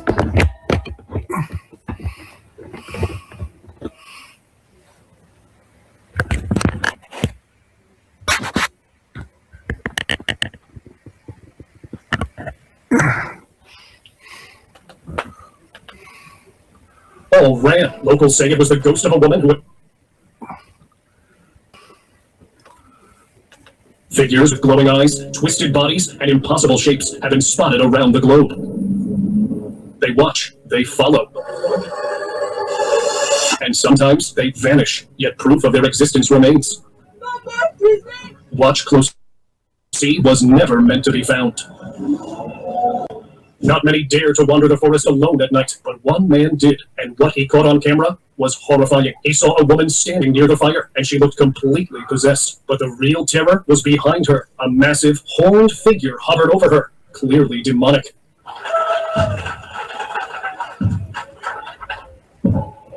It looked like it was guiding her through a dark ritual. Things became clear that the ceremony was forbidden, meant to call powers humans were never meant to touch. The man didn't... Yeah, no, it dropped out. Made a reboot. Right away, leaving one thing clear for the viewer. Some people seek the devil willingly, and some... I had a few weeks peace with the reboot, and now it's doing it again. I think it might have something to do with the sun, like Grass says. Times, he answers. Headless creature. CCTV footage from a quiet street captured a disturbing sight late at night. At first, it looked like a normal dog, but as the footage continued, something horrifying became clear. The creature had no head at all, just 4 legs and a tail moving on their own. Many who watched Welcome back, Bobo. an animal at all, but a ghostly entity revealing itself in a twisted form. The footage ends without explanation, leaving behind a chilling question. What exactly was roaming that street that night? Reptilian abduction.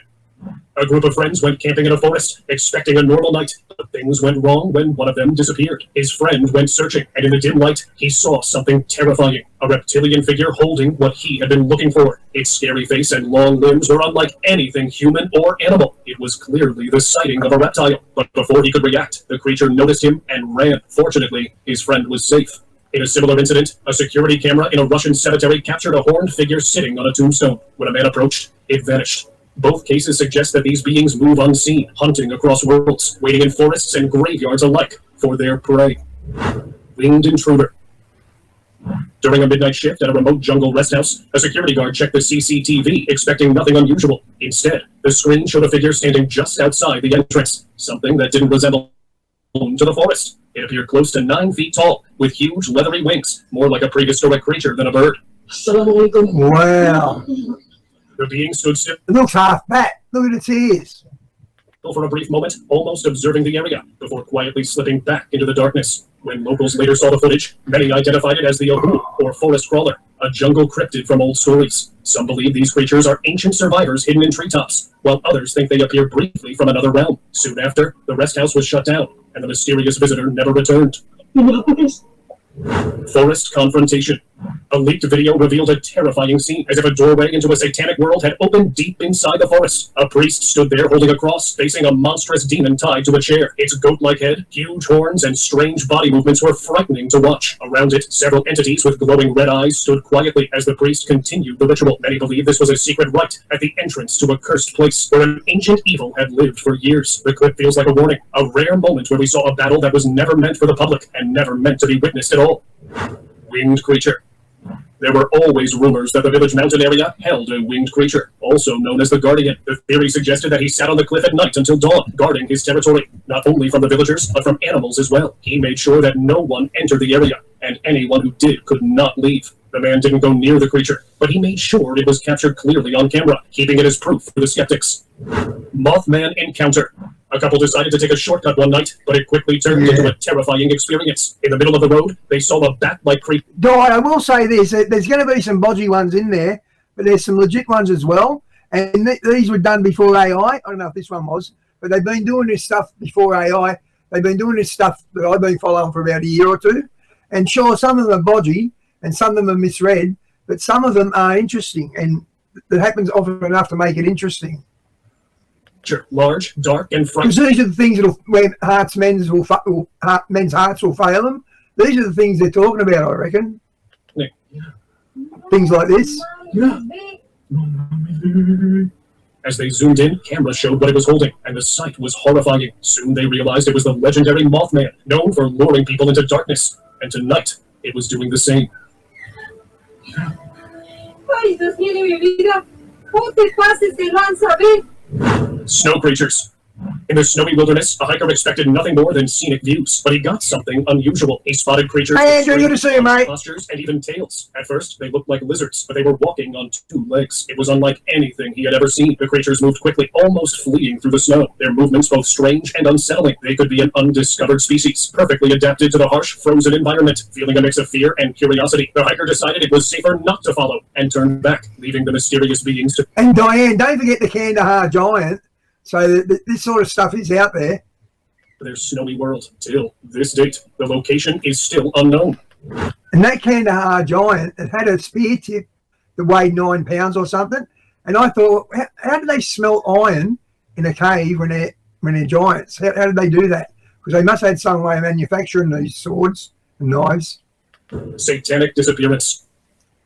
A camper got lost deep in the woods, and while waiting for help to arrive, he was forced to stay in the jungle. That's when he captured something no one could believe. It looked like a cult was in the middle of a satanic ritual, possibly with one of them offering their soul to the devil. However, the camper stayed calm and recorded the entire incident on his phone camera. Later, when the footage reached the authorities, a rumor spread that the woman seen in the video had gone missing 2 months earlier. This evidence could finally close the cold case. Pale humanoid. A woman noticed her farm animals suddenly running in fear across her field. Something had clearly spooked them. She quickly drove closer to get a better look. As she arrived, she saw it. Standing in the middle of the field was a pale, humanoid figure. It didn't move normally. Its body twitched in an unsettling way, as if it struggled to stay still. For a moment, it just stood there. Then it vanished. But the encounter wasn't over. Moments later, the figure appeared again, partially hidden in the field, staring straight at her. The video, later shared online, left viewers deeply disturbed, because whatever scared the animals was still watching her from the shadows. Brazil werewolf. A quiet evening in Brazil suddenly turned tense. Strange howls came through a man's backyard, sharp and unfamiliar. He grabbed his phone and began recording.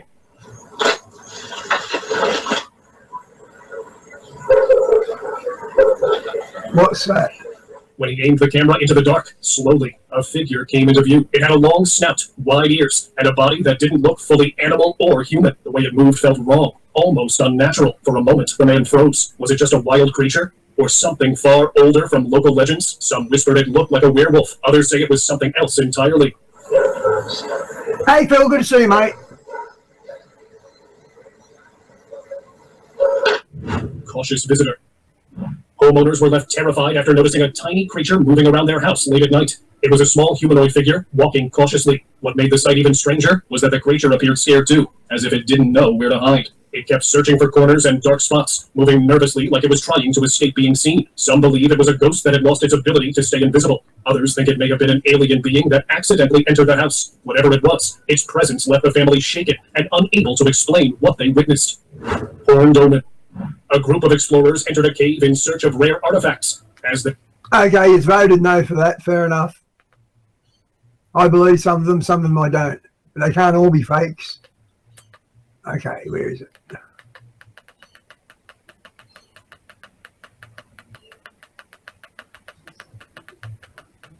Oh, where is it? I've got Tony here somewhere. There he is. I know it's not. Hang on, I have to look him up. God Rules. God Rules 2. Is that?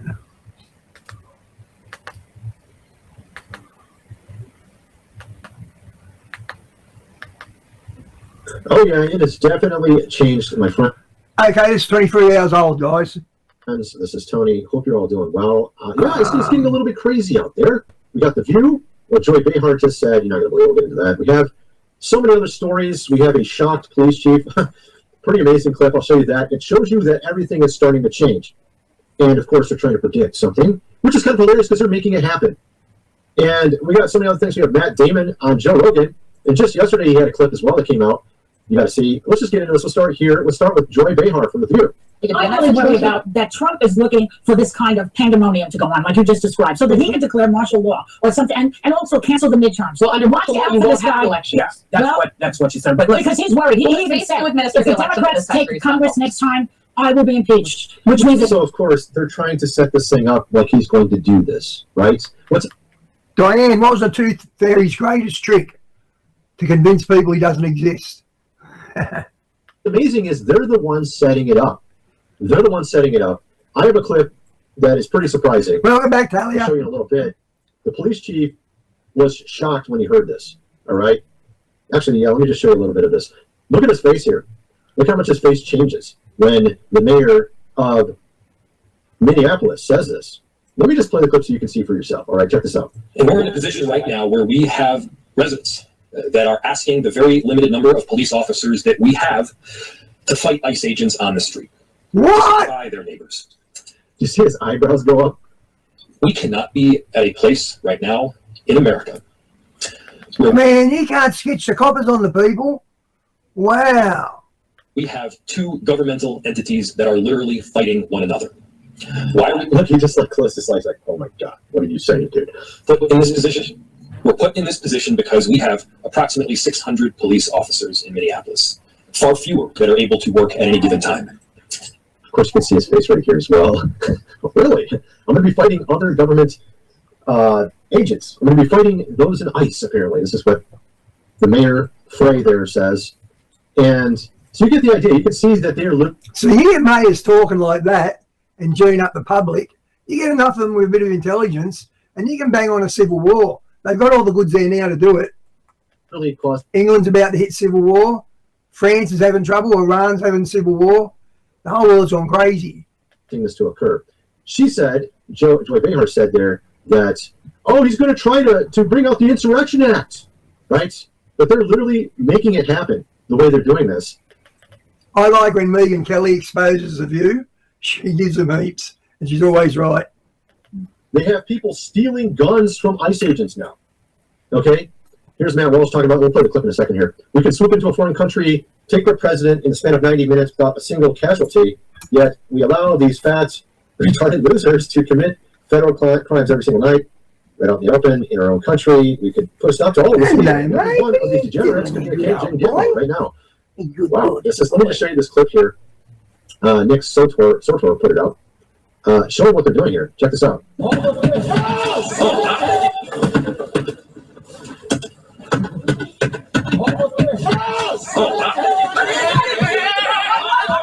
I think they're looking for Bobo. He called one of them a bad name, so they're looking for him.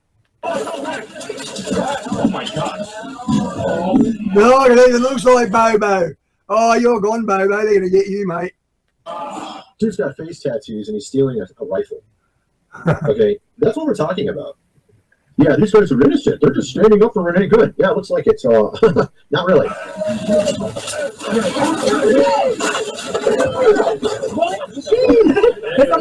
Stealing everything, as you can tell there, out of the vehicle. I showed videos yesterday. I'm going to show some in a little while. It literally looked like a zombie apocalypse in some areas. Just hordes of people surrounding these ICE agents in their cars and their vehicles, attacking their car, and the ICE agents just sitting there in the car, not even doing anything. And they're literally yelling at them, throwing stuff at them, attacking them. All of this over, allegedly, Renee Good.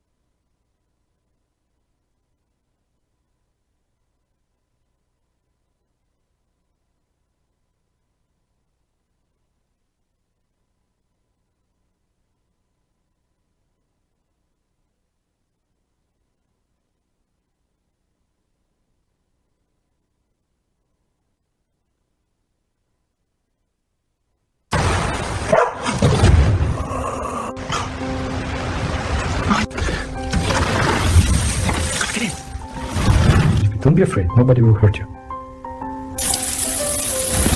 Whoa, easy. I'm making a mess. You're safe. Warm enough?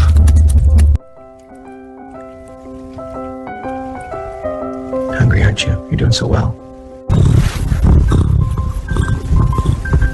You're one of us now, okay? Still sleepy, huh? I feel them. Any little noise. You're doing it. They're here. Careful now.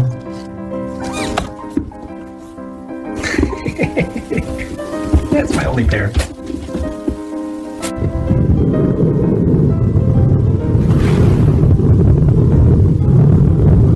Careful, little explorer. I gotcha.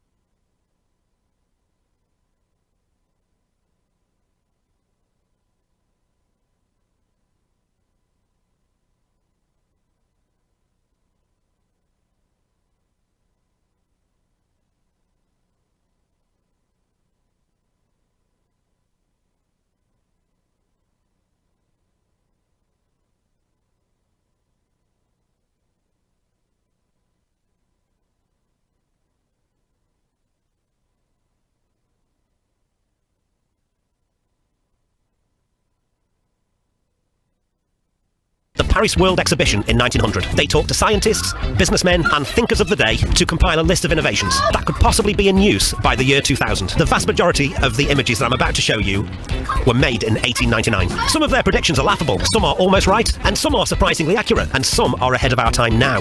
Never mind 2000. These images would go on to be used as cigar box inserts, and then for 70 years they were completely forgotten, until the 1980s when Isaac Asimov acquired a set of them and published them in a 1986 book entitled Future Days, a 19th century vision of the year 2000. The images that I'm about to show you show just how far humanity has come. Things that are normal and commonplace for us today couldn't even have been imagined in 1899, but they had a really good shot at it, and in some instances they almost got it right. Please sit back and enjoy L'an 2000, literally in the year 2000.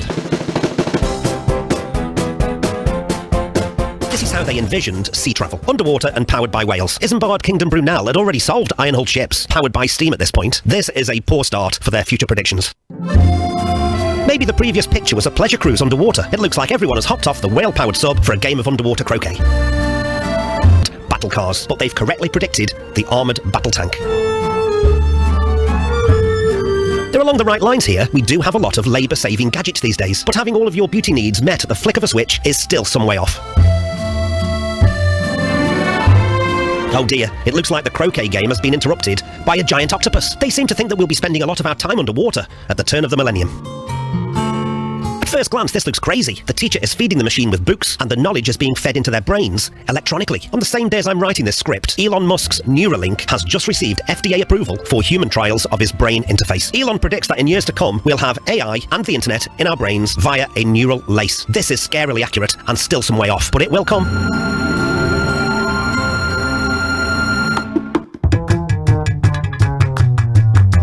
Rolling through the countryside. Well, we did have RVs in 2000, so it's partially correct. We don't sit on balconies and roof terraces whilst on the move, though. They predicted sound without the need for someone to be there playing instruments. It looks like the conductor is flicking a switch and machines are playing the instruments. We're underwater again, and this time it's a day out at the races. This gentleman is receiving his voicemails in the morning. They're right about voicemail, but wrong about the delivery. Victorians imagined us spending a lot of time in the air.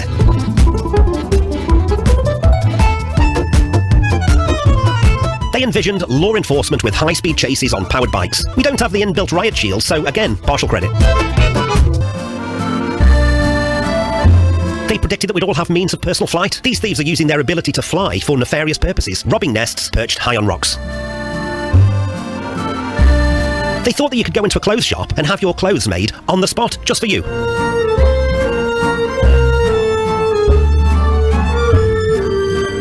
This one is entitled Intensive Breeding. The eggs are fed in at the top and chicks are delivered via a chute, industrialised with incredibly efficient machinery. They predicted electric trains.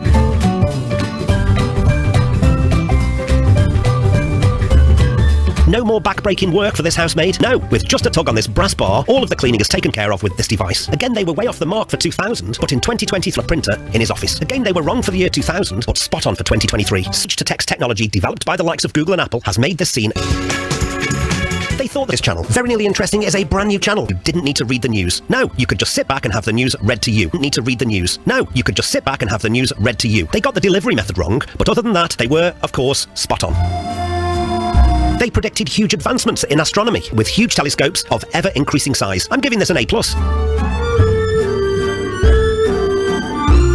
Mid-air lawn tennis, sadly, never seemed to take off.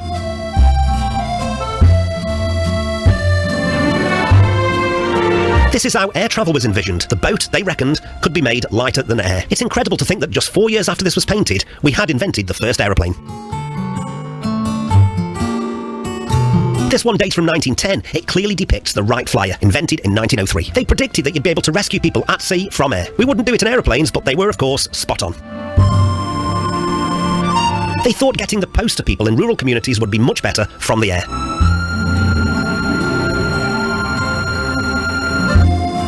The aviation police again, they're making a mid-air arrest. This prediction must have seemed so obvious in 1899. Clearly, hunting would be easier from the air. They thought everyone would be flying in the year 2000, and that includes the fire service. But is this really so crazy? Why couldn't we now give a fireman a jetpack and a long hose for those really tall buildings? I'm putting this in the category of, it's a good idea, so why don't we do it? They were clearly misinformed about how slowly an aeroplane could travel. This pilot is just swinging past his local cafe for a much-needed glass of claret. They knew aeroplanes would be a thing in 2000, and this is how they envisioned an airport. They thought that there would be an aero cab station on virtually every street.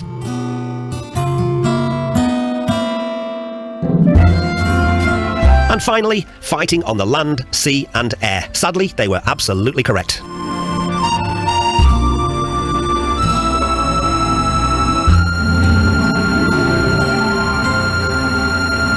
I'm sure if you and I would...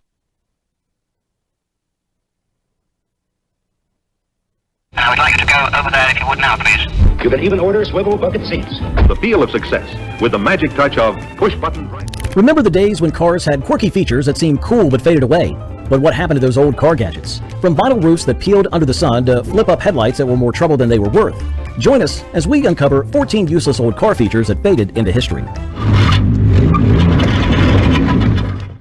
In the automotive world of the 50s and 60s, innovation and style were abundant, yet practical features during this era was the curb feeler. These unassuming devices were attached to the sides of cars and designed to prevent unsightly intruding feelers would scrape against it, creating a noise that alerted them to the right distance. The goal was to avoid damaging the wheels or hubcaps. However, despite their good intentions, curb feelers had some drawbacks. They were easily damaged themselves, rendering them impractical in the long run. Models like the Cadillac DeVille sported these curb feelers, but their assistance was minimal. Unfortunately, they often broke or got bent out of shape, leading to their eventual decline. As cars evolved and rear-view cameras became more common, curb feelers faded into history, leaving behind a nostalgic reminder of a bygone automotive era. Curb feelers, though a small part of automotive history, showcase the continuous effort to improve driving convenience and safety. They represented a time when car manufacturers experimented with various features to enhance the driving experience. While curb feelers may have been short-lived and prone to damage, they served their purpose during a specific period in automotive history. Their eventual disappearance reflects the advancement of technology and the ever-changing landscape of the automotive industry. In the 1950s and 60s, cars embraced innovations like curb feelers to avoid curb damage. However, as technology evolved, car phones in the 1980s offered a different kind of connection. Let's explore the era of car phones next. Oh dear. Oh darling, where on earth have you been all this time? I was expecting you home much earlier than this. In the 1980s, car phones were very popular. These early mobile phones were not the small pocket-sized devices we use today. Instead, they were large and bulky, often requiring extensive installation in vehicles. Car phones began with a Bell system and were first used in St. Louis, Missouri on June the 17th of 1946. The original car phone equipment weighed a hefty 80 pounds, and initially, there were only 3 channels available for all users in the metropolitan area. Over time, more licenses were added, expanding the service to 32 channels across 3 frequency bands. Similar services emerged in other parts of the world, such as Finland's ARP and Scandinavia's Nordic mobile telephone system. Goodbye. Now, that sort of quality is only possible because of the microprocessors. There's a central computer here in Chicago. Car phones were more of a status symbol than a practical feature. Their poor reception and limited coverage made them less reliable than landline phones. Installing a car phone involved due to technical limitations. And Patricia Kwame of Los Altos, California, has already sold 45,000. As in the 90s, car phones had become less common. The traditional gear shift lever with a set of buttons, offering what seemed like a futuristic alternative, feeling that pushing buttons to shift gears was like something. The push button transmission, introduced unnecessarily in the 60s, promised a futuristic driving experience. Your engine oil pressure is low. Prompt service is required. In the 1980s, car manufacturers began experimenting with voice alert systems to improve driver safety and convenience. One of the first cars to feature this technology was the Chrysler LeBaron, which had an early version of a voice alert system. These systems aimed to give drivers real-time information, such as warnings about low fuel, doors being ajar, and reminders to fasten seatbelts. Initially, drivers found the concept exciting and futuristic. The idea of a car talking to you seemed high-tech. However, the reality was different. The robotic voices used in these systems were not natural or nuanced. Phrases like "door is ajar" distracted drivers as they tried to understand the alerts. By the 1990s, car manufacturers began moving away from voice alerts. Improved visual displays like dashboard icons and digital readouts replaced the need for spoken reminders, which drivers found clearer and more concise. While automated voice alerts eventually faded away, they paved the way for today's advanced voice assistants and infotainment systems. The key takeaway was that technology should enhance the driving experience, not distract from it. Fender skirt from a 1968 Cadillac DeVille convertible. Fender skirts, also known as spats in Australia and the United Kingdom, were pieces of bodywork attached to or part of the fenders. They covered the upper portions of the rear wheels, giving cars a sleek and streamlined look. Major car manufacturers like Chrysler, Nash, and Ford experimented with fender skirts from the 1940s to the 1960s. Initially, the public was fascinated by these additions. They made cars look like elegant floating boats, adding a touch of class to the design. However, they proved impractical as they obstructed access to the rear tires, making tire changes cumbersome. Drivers soon realized that these decorative panels offered no performance benefits, providing only visual flair. Before the 1950s, fender skirts covered almost the entire rear tire, but by the 60s, they only concealed the top portion. Luxury cars, including the Chevrolet Impala, often featured fender skirts, and they were commonly paired with white wall tires to enhance the overall aesthetic. As the 1970s approached, fender skirts began disappearing from mass-market cars as practicality prevailed over style. Easier access to their tires, leading to the gradual phase-out of fender skirts. However, Cadillac Eldorado models held on to fender skirts until the mid-70s, marking the end of an era for these distinctive automotive features. From the 1940s to the 1960s, fender skirts added elegance to cars, but they became impractical. Now, what hidden trend revolutionized car design? Let's explore the ingenious concealment of fuel fillers behind license plates. Okay, I've got a 1990 Jeep Wrangler, and one of the big problems is this license plate, that it makes it difficult to fuel up. Back in the 1940s and 50s, some car manufacturers got creative with their fuel filler designs. Instead of the usual exposed gas cap, they hid it behind the taillights, creating a secret compartment for fuel. The 1941 Cadillac Series 62 was one of the first to do this, cleverly concealing the fuel filler within the taillight housing. Although the light unit itself did not move, it was still a novel idea. Chrysler's Imperial, along with brands like Oldsmobile and Nash, followed with similar designs. Cadillac took it a step further in the late 40s by hinging the entire taillight unit to reveal the gas cap when needed. By the 1960s, this trend had faded, but there was still a way to hide the fuel filler behind a flip-down license plate. Ford pioneered this practice, and General Motors adopted it for many of their 1970s cars. For instance, the 1964 Thunderbird hid the gas cap behind a spring-loaded license plate. This solution became popular among American cars until the 1970s. The decline of hidden fuel fillers was due to practicality issues. They were inconvenient to access, especially for those unfamiliar with the car and prone to damage. Eventually, a ban on center rear fuel fillers sealed the fate of this quirky feature. In the late 1950s, Chrysler added a musical touch to their vehicles with the Highway Hi-Fi, a record player mounted under the dashboard. Chrysler introduced the Highway Hi-Fi as an option on their 1956 models, including Chrysler, DeSoto, Dodge, and Plymouth. This system played 7-inch records at a unique speed of 16 revolutions per minute, specifically designed for this purpose. Larger records did not fit in the car, and smaller 45 revolutions per minute ones did not play long enough, so they settled on the 7-inch size, which gave about an hour of music per side. Columbia Records exclusively manufactured these special records for the Highway Hi-Fi. Drivers could enjoy tracks like I'll Take Romance by Percy Faith and his orchestra, or delve into the Great American Songbook with Cole Porter's score for Kiss Me Kate. Historical talk selections from CBS radio series like You Were There. However, the Highway Hi-Fi faced several challenges. It cost nearly $200. The proprietary records limited choices, and skipping was a common annoyance due to road bumps. Chrysler discontinued the Highway Hi-Fi after just 2 years. The allure of portable audio systems and the promise of Up front, it's a car with an efficient 6 or V8 available. You can even order swivel bucket seats. Now that's gone. General Motors introduced swivel seats in their cars between 1959 and 1973. Entirely new, though, in the 1950s and 60s, luxury Chrysler models like the Dodge Royal, DeSoto Adventure, and Chrysler 300F had similar features. A leveler allowed the seat to swing out, making entry and exit simple. These seats replaced the older bench-style seats but required enough space to rotate, so two-door cars without B-post were ideal for them. Between 1973 and 1977, GM cars like the Chevy Monte Carlo, El Camino, Chevelle, and Oldsmobile Cutlass had swivel bucket seats that not only slid but also spun. This added a bit of flair as you stepped out of the car. However, these seats had their drawbacks. They were mechanically complex and often failed, and the swivel mechanism took up valuable space, making passengers feel less secure. By the late 70s, practicality led to their decline. In 2008, Chrysler brought back swivel seats in its Town & Country and Grand Caravan minivans. The second-row swivel and go seats could turn 180 degrees, perfect for family conversations or picnics. However, this option replaced the popular stow and go feature, making it a tough choice for buyers. Chrysler discontinued swivel seats in 2011. Imagine cars that automatically protect you when you step in. But what happened when airbags took over? Let's explore how automatic seatbelts gave way to this groundbreaking safety technology. The problem is, most people forget to put the lap belt on, so of course they're not nearly as well protected. In the late 70s, automakers introduced automatic seatbelts as an innovative approach to enhancing vehicle safety. These unconventional restraints were designed to automatically encircle passengers when they closed the car door, aiming to promote seatbelt usage without relying on manual buckling by drivers. However, the execution of this idea fell short of expectations.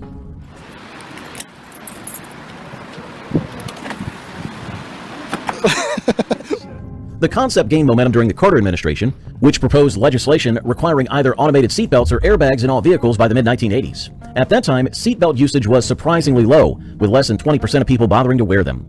Automakers were faced with a choice: invest in costly airbag technology or opt for more affordable passive restraints. Many chose the latter, leading to widespread adoption of automatic seatbelts.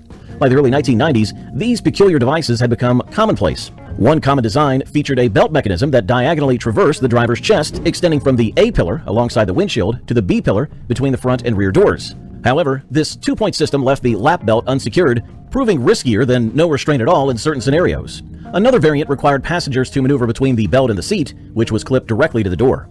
The era of automatic seatbelts came to an end with the rise of airbags. Legislation mandated driver-side airbags by the mid-90s, and by 1998, all new vehicles were required to have operational airbags on both driver and passenger sides. The use of seatbelts is not law in all states, but by September, all 1990 cars in the U.S. must be equipped with airbags. The limitation of automated safety harnesses became apparent due to their inconvenience and unreliability, ultimately leading to their decline and eventual disappearance from mainstream vehicle safety features. Believe it or not, this Ford LTD is quieter than the Grinder. Quiet. quiet is the sound of a well-made car. In the 1950s and 60s, General Motors developed the vibrasonic sound system to enhance the musical experience during car rides. This system aimed to create a unique audio environment by introducing a reverb effect, which produced echoes throughout the car's cabin. General Motors marketed it as a way to simulate the acoustics of a concert hall, turning in a mundane drive into a symphonic journey. The setup included speakers, amplifiers, and reflective surfaces strategically placed to expand the perceived spatial quality of the sound. Initially, car enthusiasts were intrigued by the idea of enjoying their favorite music enveloped in lush reverberations. However, the system's appeal began to wane as practical issues emerged. Many drivers found the reverb effect more distracting than enriching, especially when trying to listen to radio broadcasts or hold phone conversations. The attempt to replicate cathedral-like sound quality clashed with the everyday functionality expected from a car's audio system. The vibrasonic sound system faced significant challenges that led to its downfall. Besides hindering speech clarity, the technology required complex installation processes that often resulted in rattling panels and subpar sound performance. As drivers increasingly sought clarity and simplicity in their car audio setups, the novelty of the vibrasonic system faded. By the mid-1960s, GM quietly discontinued the experiment, marking a shift in car audio technology towards more straightforward and natural sound reproduction systems. As the vibrasonic sound system's allure faded in the mid-1960s, car audio moved towards simplicity. But what innovation awaited cars in the 1940s? Let's explore the Tucker 48's Cyclops Eye headlight and its impact on automotive safety. Preston Tucker's automobile company, the Tucker Corporation of Chicago, built only 51 of its 3-headlight rear-engine torpedoes. The Tucker 48, a pioneering car from the late 1940s, introduced an interesting innovation, the third directional headlight, affectionately nicknamed the Cyclops Eye. Positioned at the center, this headlight would activate when the steering angle reached more than 10 degrees, helping to illuminate the car's path around corners. Despite its novelty, however, it encountered significant challenges. Preston Tucker, the visionary behind the Tucker 48, aimed to create a safer and more technologically advanced vehicle. The introduction of the third headlight was part of his ambitious plan. At the time, laws in 17 states limited cars to no more than 2 headlights, but Tucker pushed the boundaries with his design. Initially, automotive enthusiasts were captivated by the Tucker's futuristic appearance. The swiveling headlight promised enhanced visibility during turns, which sparked intrigue. However, in practice, many drivers found the additional complexity. The standard headlights already fulfilled their needs effectively. Despite its innovative spirit, the third headlight struggled to justify its existence. The added mechanical components escalated manufacturing cost, and the perceived benefits did not outweigh these drawbacks. Ultimately, the Tucker 48 faced legal and financial obstacles that contributed to its downfall.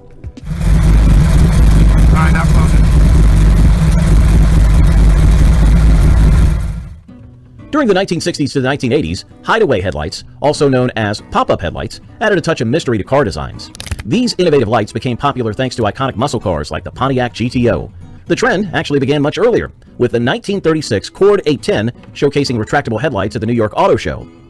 Alfa Romeo's Custom 8C followed suit that same year, proving that combining style with practicality was possible.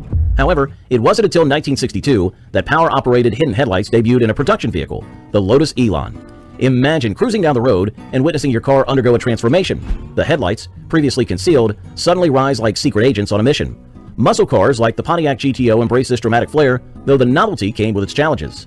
The retractable lights were known for their mechanical quirks. They sometimes failed to deploy when needed or got stuck midway. Repairs were notoriously troublesome and costly, making them a headache for owners. As time passed, concerns over reliability, weight, and complexity led to the decline of hidden headlights. By 2004, iconic models like the Lotus Esprit and Chevrolet Corvette had bid farewell to this era. Projector beams and LED headlamps took over, relegating hideaway headlights to a nostalgic memory in automotive history. From the allure of hideaway headlights that once transformed cars into sleek agents of the night, we shift to the elegance of opera windows. How did these decorative features shape luxury car aesthetics? Let's explore.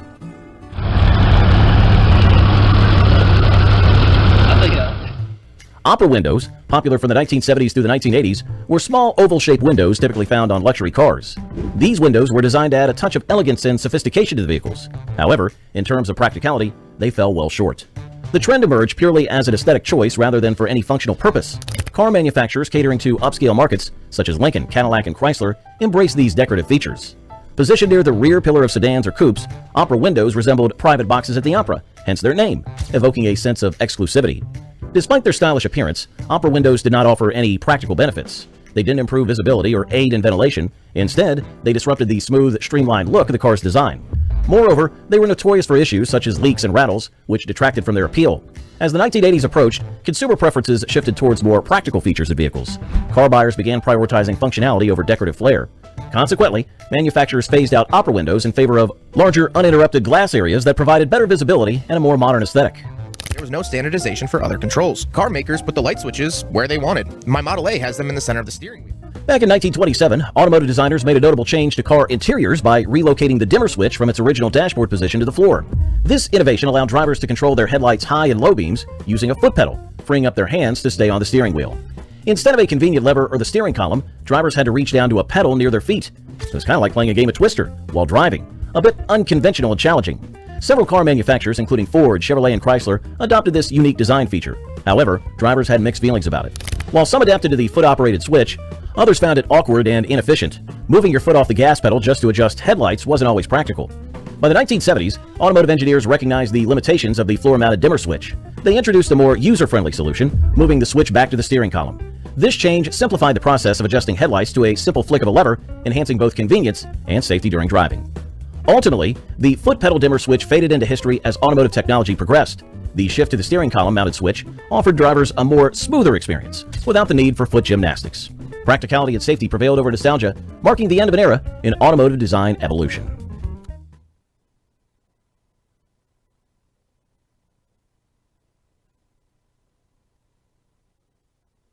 History is not just written by the victors, it is written by the survivors of absolute idiocy. From armies fighting bees to lawyers fighting windows, humans are biologically programmed to make bad decisions. Here are 101 documented moments where logic left the chat and stupidity took the wheel. Reality is about to get very stupid. 1. Imagine draining an entire lake like a bathtub because of a math error. In 1980, a Texaco oil rig accidentally drilled into a salt mine under Lake Panier. The water rushed into the mine, creating a massive whirlpool that sucked in the drilling.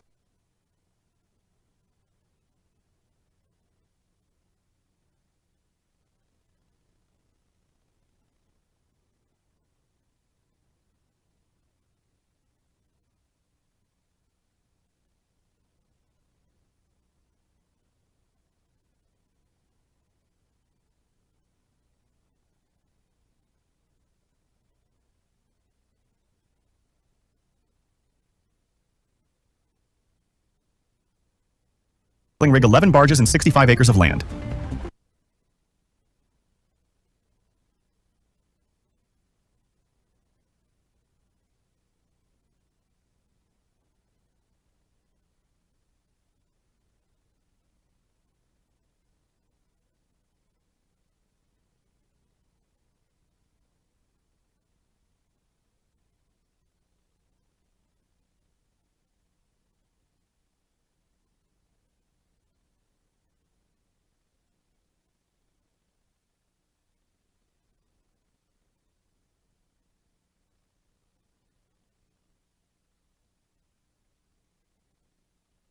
History is not just written by the victors, it is written by the survivors of absolute.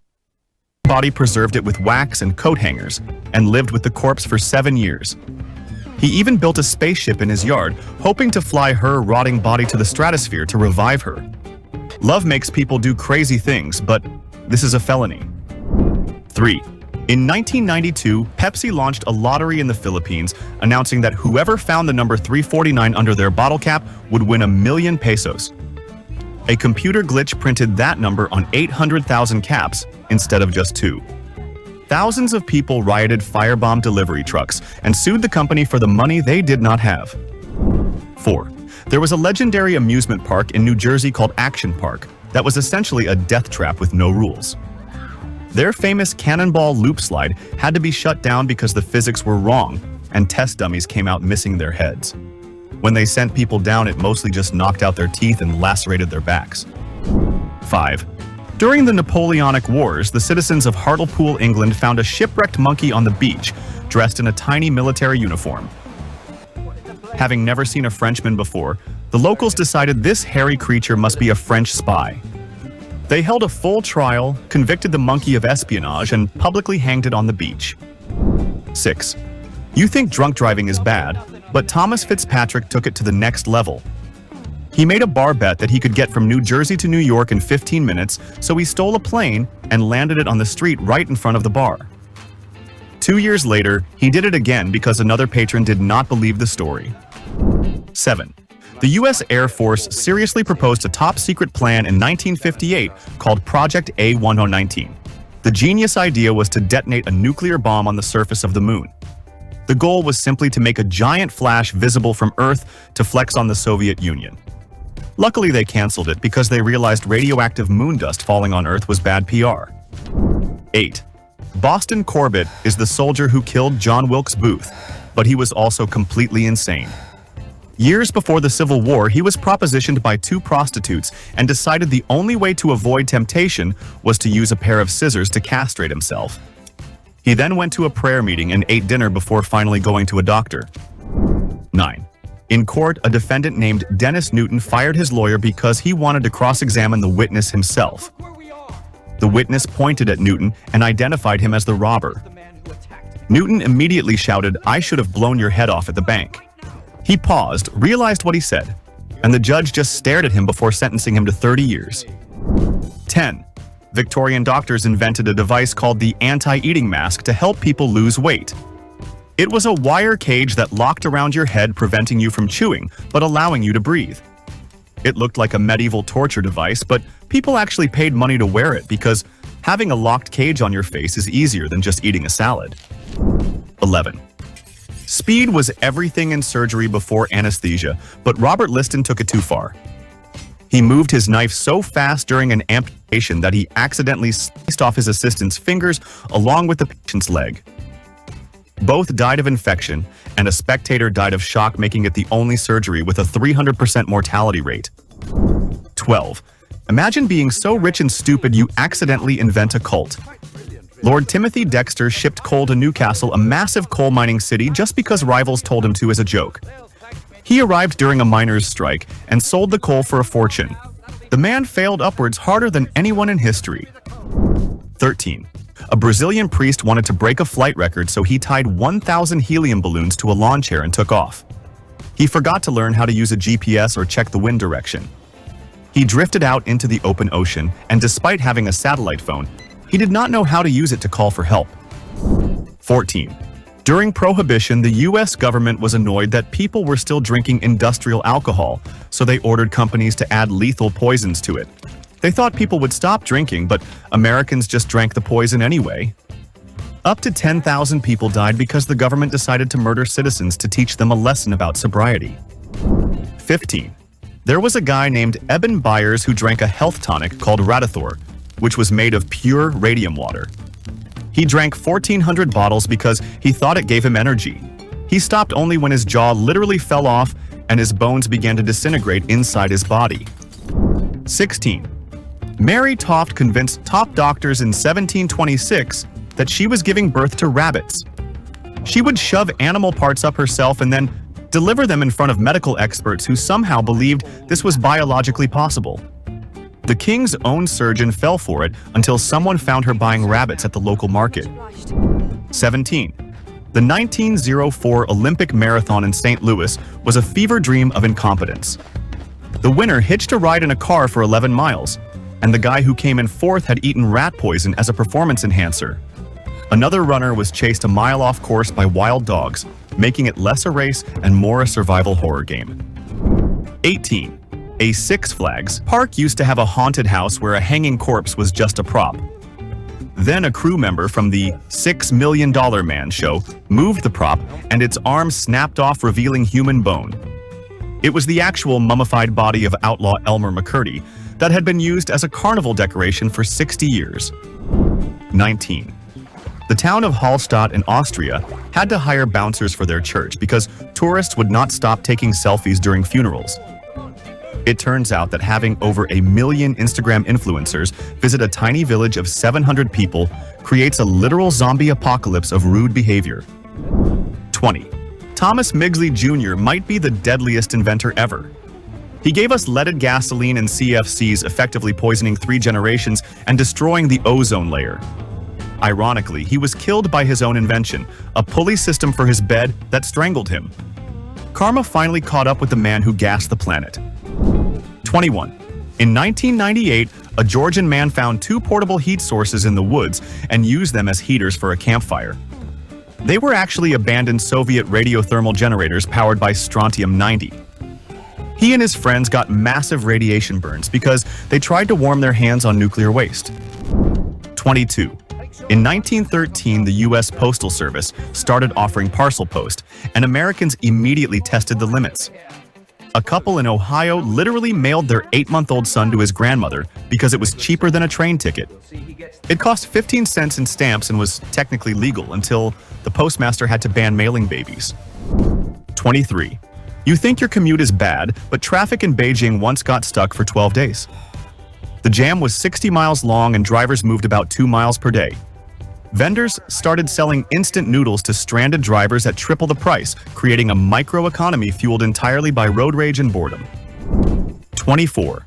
A lawyer named Clement Vallandigham shot himself in court while demonstrating how the victim might have accidentally shot himself. The good news is, he won the case because his demonstration was so convincing.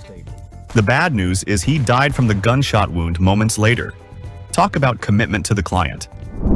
25. British naval signal codes were once stolen by the French, so the British invented new codes involving flags. The problem was they picked colors that looked identical at a distance. Ships spent months shouting confused messages at each other, or just crashing because nobody knew if the flag meant turn left or make tea. 26. Listen to this genius marketing plan from the 1950s. A vacuum company released a hovering vacuum cleaner that floated on a cushion of exhaust air. It was loud, heavy, and blew the dust you were trying to clean all over the room. It was basically a leaf blower aimed at your carpet. 27. A man in California sued himself for $5 million because he hit himself in the eye with a boomerang. He claimed the boomerang was defective because it came back. He actually tried to claim the money from his own insurance policy, arguing that his own negligence caused his own injury. 28.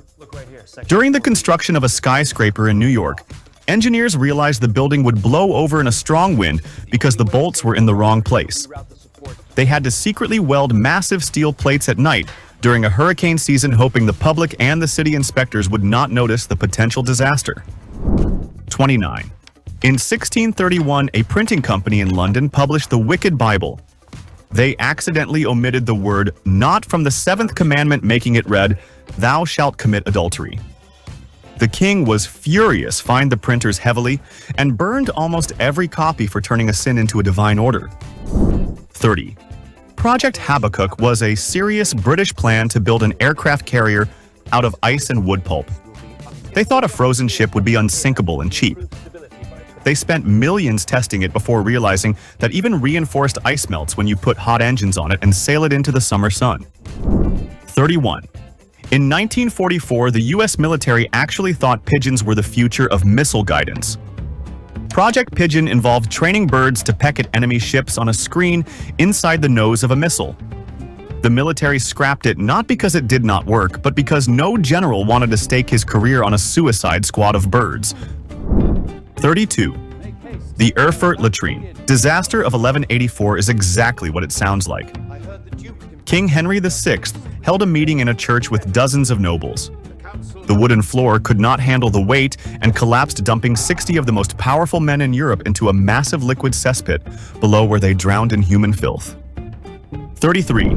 William George Crush worked for a railroad and thought staging a train crash would be a fun spectator sport. He smashed 2 locomotives together at full speed in front of 40,000 people. The boilers exploded, launching shrapnel into the crowd, killing 3 people and blinding others. He was fired and rehired the next day because ticket sales were great. 34. German submarine U-1206 sank because the captain did not know how to flush the toilet. The sub had a complicated high-pressure plumbing system, and the captain turned the wrong valve while deep underwater. This flooded the batteries with seawater and forced the crew to surface right in front of the British Navy because of a bathroom break. 35. The Spanish basketball team at the 2000 Paralympics won gold in the intellectual disability category. It was a heartwarming moment until someone revealed that 10 of the 12 players had no disability whatsoever. They were just regular guys who faked medical tests to crush genuinely disabled opponents. They had to return the medals in shame. 36. The OSS tried to psych out Japanese troops during World War II with Operation Fantasia. The plan was to paint foxes with glow-in-the-dark paint and release them to simulate ghosts. The foxes just licked the paint off and got sick, while the Japanese soldiers likely just wondered why the Americans were throwing wet foxes at them. 37. London suffered a beer flood in 1814 when a massive vat of porter burst at a brewery. 320,000 gallons of dark beer smashed through the slum, drowning 8 people in alcohol. The judge ruled it an act of God, so the victims' families got zero compensation, but the brewery got a tax break for the lost beer. 38. Tycho Brahe was a brilliant astronomer with a fatal flaw called politeness. He attended a royal banquet and refused to leave the table to use the bathroom because it was considered rude. His bladder literally burst from holding it in, and he died in agony 11 days later. Always pee when you have the chance. 39. The French National Railway operator ordered 2,000 new trains in 2014 worth 15 billion euros. After the purchase, they realized the new trains were too wide for 1,300 station platforms across the country. They had to spend another 50 million just to shave down the concrete edges of every station. 40. The USS William D. Porter is the unluckiest ship in naval history. In 1943, during a drill, the crew forgot to disarm a torpedo and accidentally fired a live round directly at the battleship carrying President Roosevelt. They missed, but the entire crew was arrested and the ship became a floating joke until it sank. 41. A waitress at Hooters won a sales contest where the promised prize was a brand new Toyota. On the big day, the manager blindfolded her and led her to the parking lot where he handed her a plastic Yoda doll from Star Wars.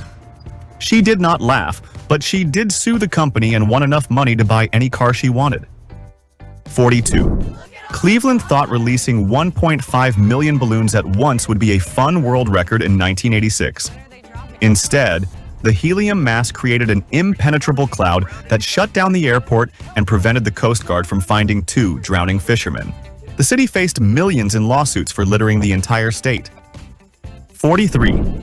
Pope Stephen VI hated his predecessor Pope Formosus so much that he dug up his rotting corpse for a trial.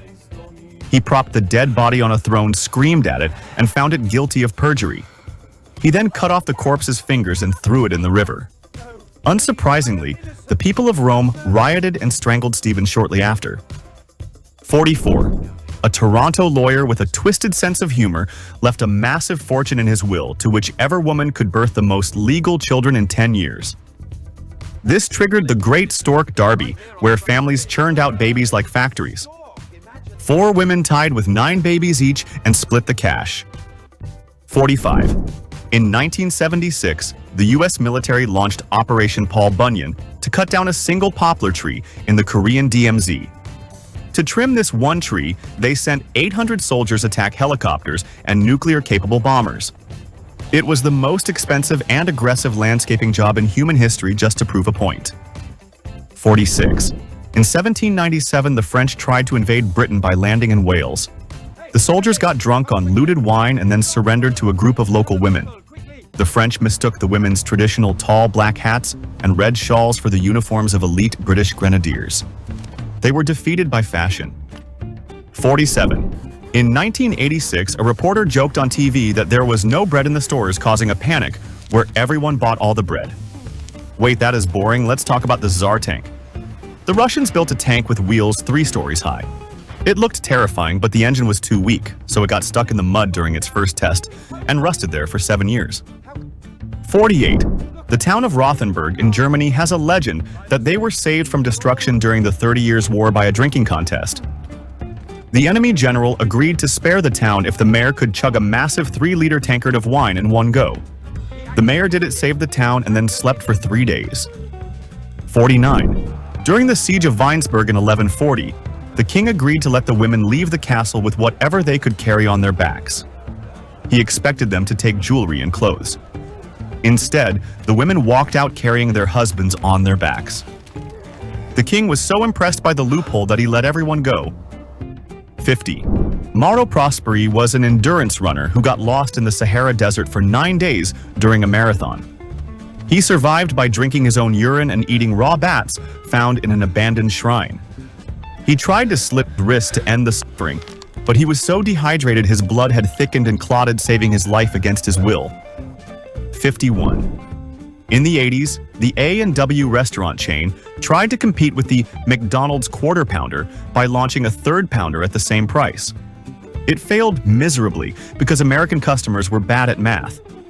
Focus groups revealed that people refused to buy it because they thought 1/3 was smaller than 1/4. 52.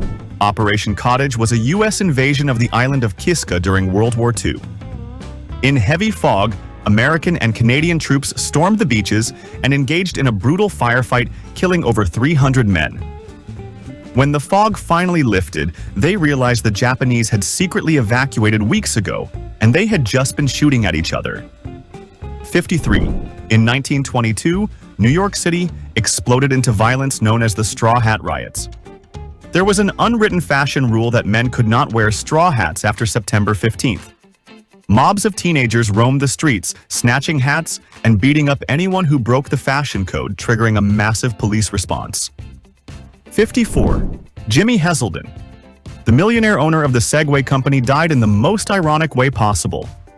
He was riding one of his own rugged off-road Segways near his estate. He politely moved over to let a dog walker pass lost control of the self-balancing scooter and drove it straight off a cliff. 55. During the Great Whiskey Fire of Dublin, in 1875, a burning river of alcohol flowed through the streets. 13 people died, but not from burns or smoke. They died of alcohol poisoning because they grabbed dirty pots and boots to drink the free burning whiskey straight off the cobblestones. 56. The French cavalry once pulled off the weirdest victory in naval history. In 1795, the Dutch fleet was frozen in ice near Texel. French horsemen simply galloped across the frozen sea and surrounded the ships. The Dutch admiral had to surrender his mighty warships to a bunch of guys on horses. 57. During World War II, the U.S. developed bat bombs by strapping tiny incendiary devices to Mexican free-tailed bats. The plan backfired during testing when the armed bats escaped and roosted under the eaves of the brand-new airbase. They burned the general's car and the entire hangar to the ground before ever seeing combat. 58. King Darius of Persia was the ultimate drama queen. When a storm destroyed his bridge across the Hellespont, he ordered his soldiers to punish the ocean. They had to whip the water 300 times and throw shackles into the sea to arrest it for being disobedient. He literally tried to torture water. 59. George C. Parker was the greatest salesman in New York history because he successfully sold the Brooklyn Bridge to tourists twice a week. He convinced gullible visitors that they could own the bridge and set up toll booths. Police had to constantly stop random people from erecting barriers on a bridge they thought they had bought. 60. El Salvador and Honduras went to war in 1969, and the final trigger was a World Cup qualifying soccer match. Tensions were already high, but the violence in the stands spilled over into bombing raids and a ground invasion. It is known as the Football War, and 3,000 people died over a game. 61. In 2012, Canadian thieves pulled off the most culturally stereotypical crime ever. They stole $18 million worth of maple syrup from the Global Strategic Maple Syrup Reserve. They siphoned the syrup into barrels and replaced it with water, and nobody noticed until the barrels started wobbling because they were too light. 62. In 1994, the U.S. Air Force Wright Laboratory seriously proposed a gay bomb. It was a chemical weapon that would release powerful aphrodisiacs over enemy troops. The goal was to make enemy soldiers incredibly attracted to each other so they would stop fighting and start making love. The Pentagon sadly rejected the proposal. 63. President Andrew Jackson kept a 1,400-pound wheel of cheese in the White House lobby for 2 years. It smelled absolutely horrific, so to get rid of it, he invited the public to eat it. A mob of thousands stormed the White House and devoured the giant cheese block in 2 hours, leaving only the smell. 64. Henry Ford tried to build a utopian American town in the middle of the Amazon rainforest called Fordlandia. He forced Brazilian workers to eat American hamburgers and participate in square dancing, which caused a violent riot. The jungle eventually reclaimed the entire town, and Ford never even visited his expensive failure. 65. A scientist from the U.S. Weather Bureau once suggested using nuclear weapons to stop hurricanes. The brilliant idea was to disrupt the eye of the storm with a massive atomic explosion. Fortunately, cooler heads prevailed, realizing that a radioactive hurricane raining nuclear fallout on Florida was probably worse than just some wind and rain. 66. Since 1980, there has been an annual race in Wales called Man vs. Horse. Humans run 22 miles against actual horses.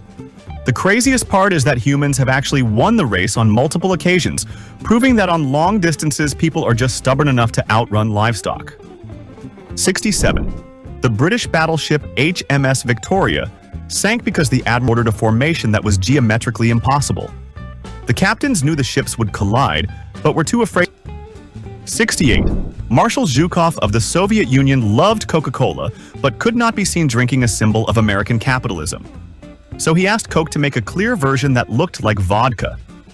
Coke actually obliged and produced colorless white Coke in special bottles, just so the general could enjoy a fizzy drink without getting executed. 69.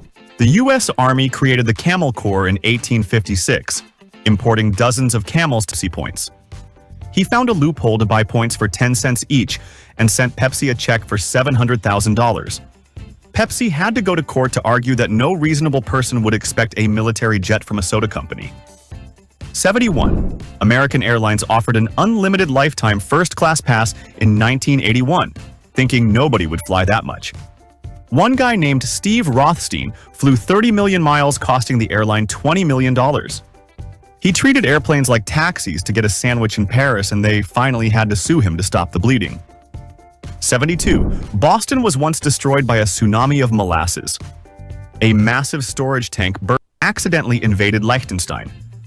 A company of 170 Swiss soldiers got lost in a thunderstorm. The 67-year-old president then beat the assassin nearly to death with his cane, while his own security guards had to pull Jackson off the shooter. 77. Medieval Europe took law and order so seriously that they put animals on trial. Sending Sputnik to space by months just by pure accidental brute force. 81. The dictator of Turkmenistan decided he hated the color black, so he banned all black cars in the capital city. Citizens were forced to repaint their vehicles white or silver at their own expense because the president thought white brought good luck. It is basically the world's most expensive feng shui enforcement. 82. Coca-Cola tried to launch Dasani water in the UK, but failed to check the local slang. Their slogan mentioned being full of spunk, which means courage in America, but implies bodily fluids in Britain.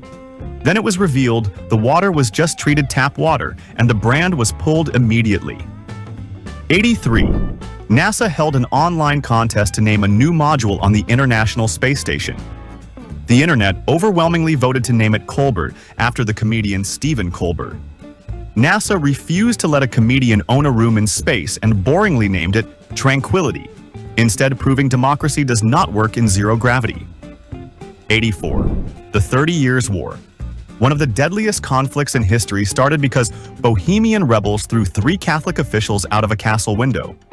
They survived the 70-foot fall because they landed in a massive pile of manure. The Catholics claimed angels saved them, while the rebels claimed the poop saved them. 85. In the early 1900s, men were terrified of the long, sharp pins women used to secure their massive hats. City councils passed laws shortening hat pins because men claimed women were using them as swords in arguments. It was a literal panic over weaponized fashion accessories. 86. When Joseph Stalin suffered a stroke, he lay on the floor for hours because his guards were too terrified to enter his room without permission. He had executed so many people for minor offenses that his own security team let him die rather than risk disturbing his nap. Paranoia literally killed him. 87. In 1973, a group of British friends wanted to race motorsports, but dogs ignored the German gasoline tanks and ran back to blow up the Russian tanks instead. 89. In 1858, London smelled so bad. 89. In 1858, London smelled so bad from untreated sewage in the Thames that Parliament had to soak their curtains in chloride of lime just to hold a session. They finally built a sewer system not to save lives from cholera, but because the politicians could not handle the smell of their own city. 90. A Florida couple paid for their house in cash, but Bank of America kept trying to foreclose on them due to a clerical error. The couple sued one, and when the bank refused to pay their legal fees, the couple showed up with movers and a sheriff to foreclose on the bank branch itself. 91. During the Cold War, British engineers designed nuclear landmines to stop a Soviet invasion, but realized the cold winter ground would freeze the electronics. Their official top-secret solution was to seal live chickens inside the bomb casing to keep the components warm with body heat. It was literally a nuclear weapon powered by poultry. 92. In 1910, author Virginia Woolf and her friends put on fake beards and blackface to pose as Abyssinian royals. They tricked the Royal Navy into giving them a VIP tour of the HMS Dreadnought. The officers were so polite, they did not realize the royals were speaking gibberish mixed with broken Swahili. 93. The U.S. Congress seriously debated a bill in 1910 to import hippopotamuses to the swamps of Louisiana. The plan was to solve a national meat shortage by farming hippos for food. We were literally one vote away from lake cow bacon becoming a staple of the American breakfast. 94.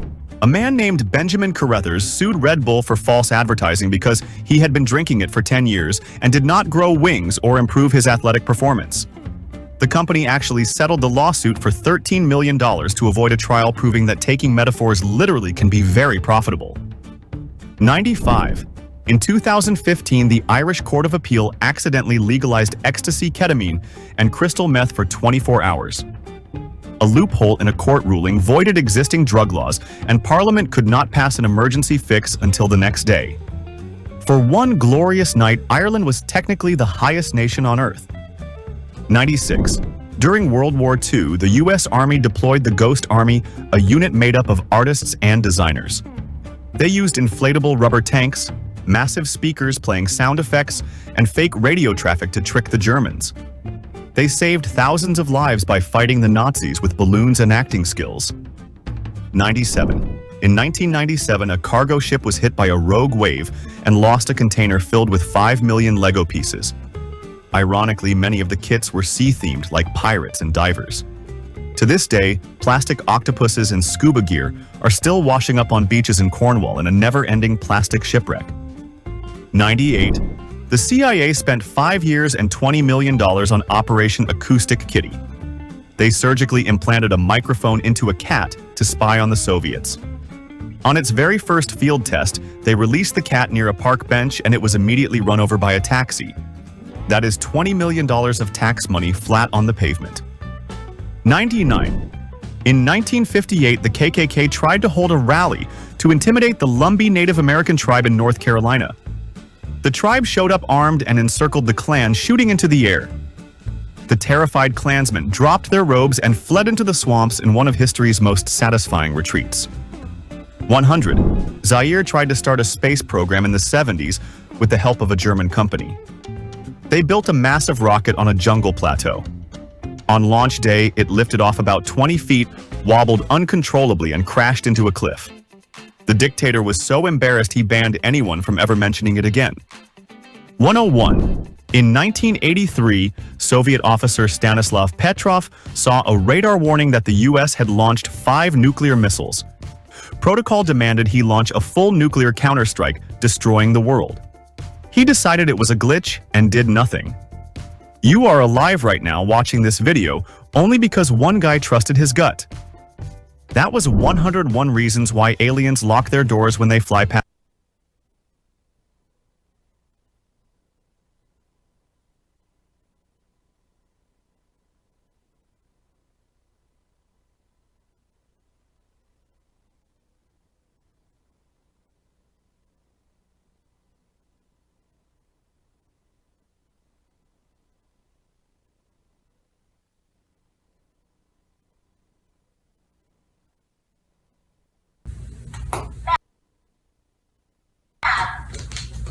Why are you mad? Why mad?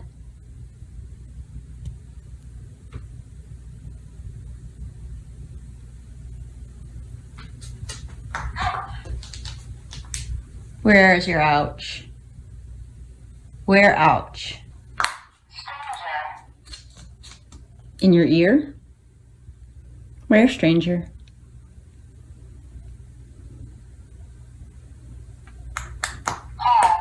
In your paw? Let me see your paw.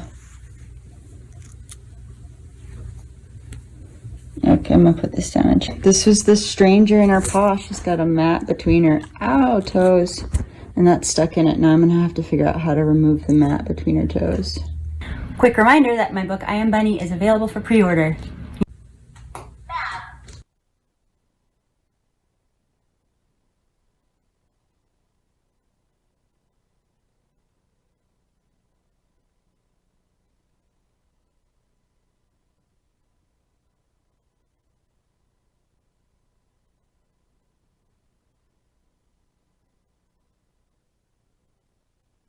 In this container right here, I have some dirt. However, if I begin to dig underneath the dirt, I might be able to find something of value. Alrighty guys, so this seems to be what I was looking for, but there's only one way to try. Oh my gosh, okay, that is an OBT tarantula, also known as an orange bitey thingy. As you can see, it's trying to bite the tongs, but this spider is more commonly known as the orange baboon tarantula. Now, I'm actually about to go ahead and trade this girl, so we gotta get her into one of these bad boys.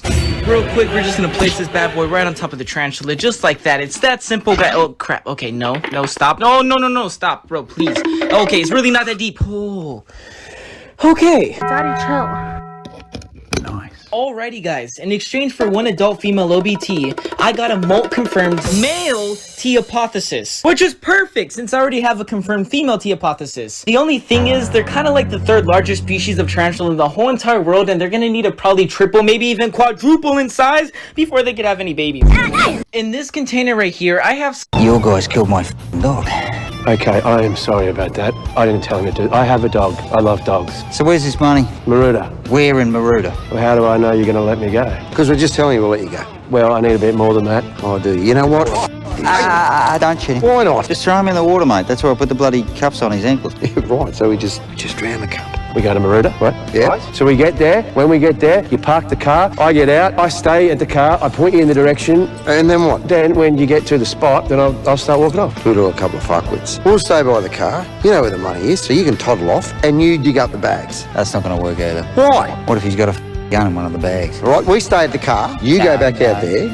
No, he stays by the car. Okay, he stays by the car. I know what I meant to say, right? I know what I meant to say. He stays by the car, right? We go out there and we dig up the bags, right? Make sure the money's all there, and then I'll give you a signal. Yeah. Okay? Yeah? That's it? Yeah. Signal. Well, let's go to Maruda. Let's go. Your guys killed my...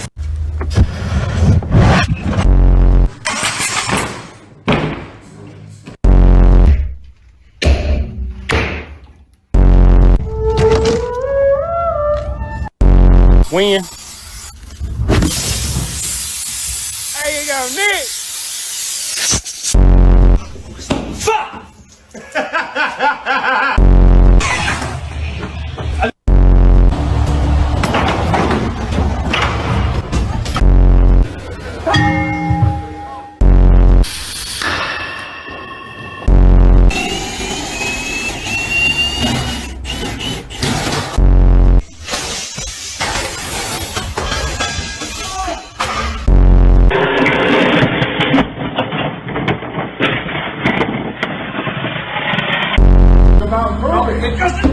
Oh,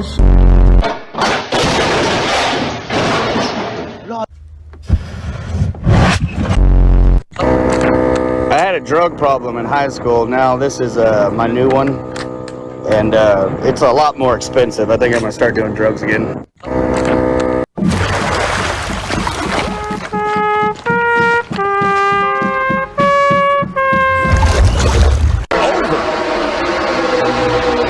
Jeff's going to move him up out of the groove and get by him. Whoa! Bush is around. Can he save it this time? Oh, there you go. He does. He saves it. But there's a over. Look at that. All right, gang, we're back out of Pima Air and Space. We are checking out the Dash, the QH-50C.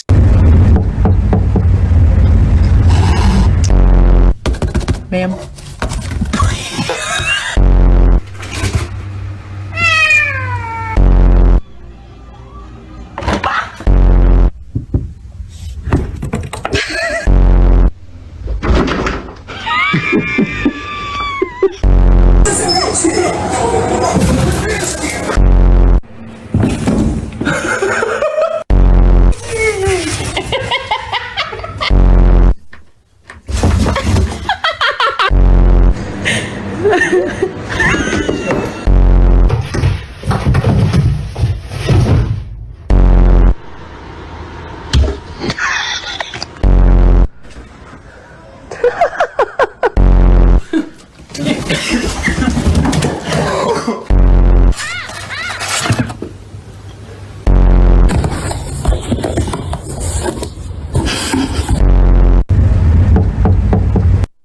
You're looking at the big rain, huh?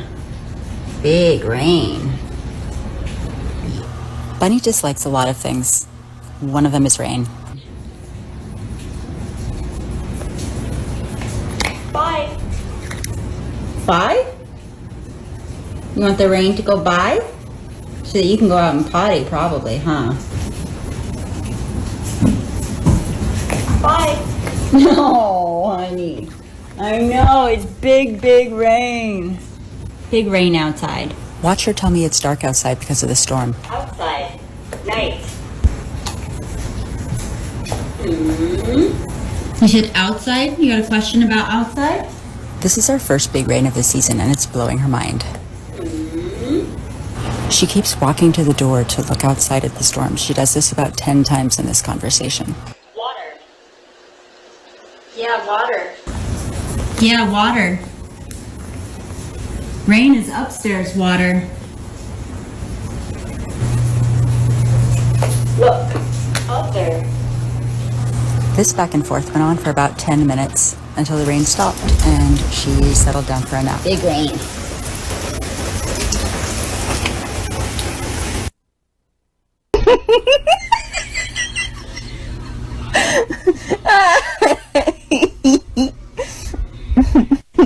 Right.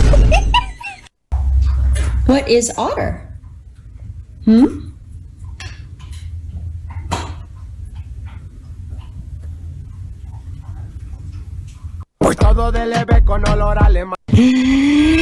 She said I got tickets to Iron Maiden, baby. Come with me Friday, don't say maybe. I'm just a teenage dirtbag baby like you.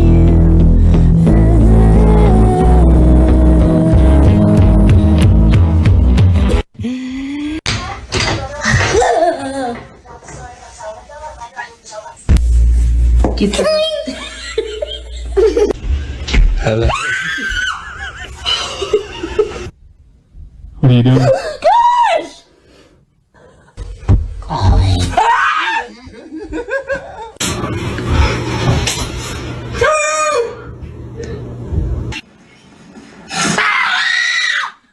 Get Hi. What are you doing?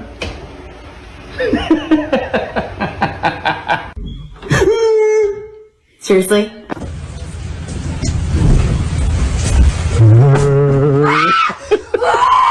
Hello, Peter. Hi. Peter, how are you? Hi. What's up? All right. I'm Officer Mafali with Morristown.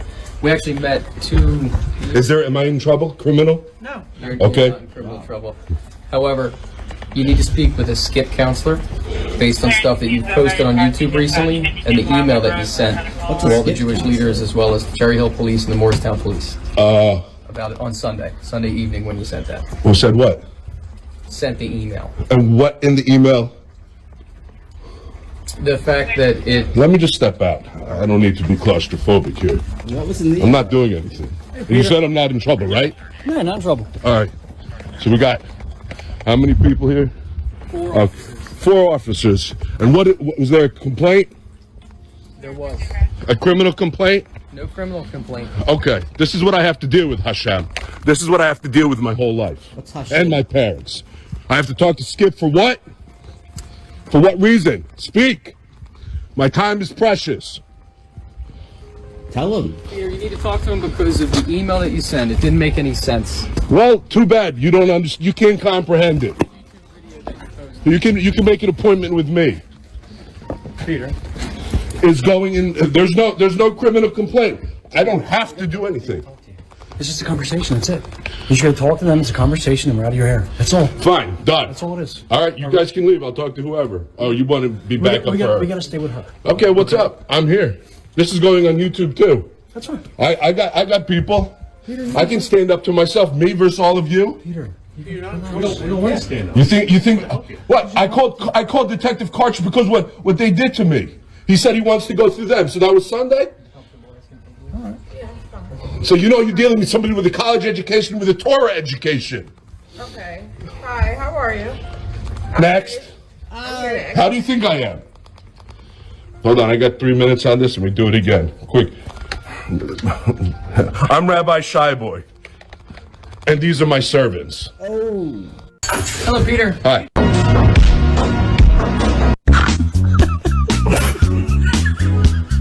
What is the red thing here? This is a radio that I built for you. It operates very similar to a walkie-talkie, but a way cooler. Let's say you're 10 miles away from me. With a walkie-talkie, it isn't going 10 miles. The reason why they call it mesh-tastic is because it's using all of the devices in between you to get that message to the intended recipient. Imagine all the walkie-talkies are carrying that message until it gets to you, but none of them can hear your voice until it gets to the destination. The more people that have them, the further the messages can go. If the power grid went down, if the cellular grid went down, the batteries on them things last so long because they're low power. They're cheap too. I mean, like, we're talking like $30. What is the red thing here? This is the... I don't care how many times I gotta give y'all this lesson, but if you see a turtle in the road, I do not care what you have going on.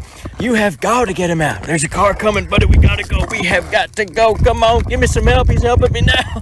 He is helping me now. Come on, buddy. Come on. Come on. Get out of the road, man.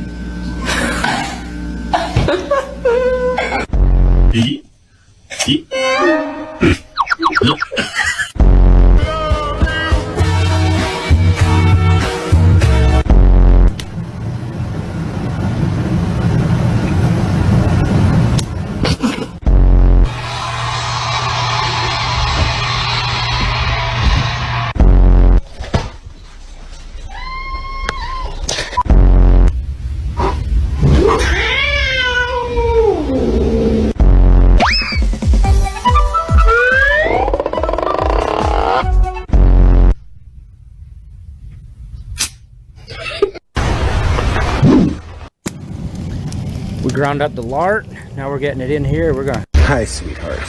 I bet you're thinking.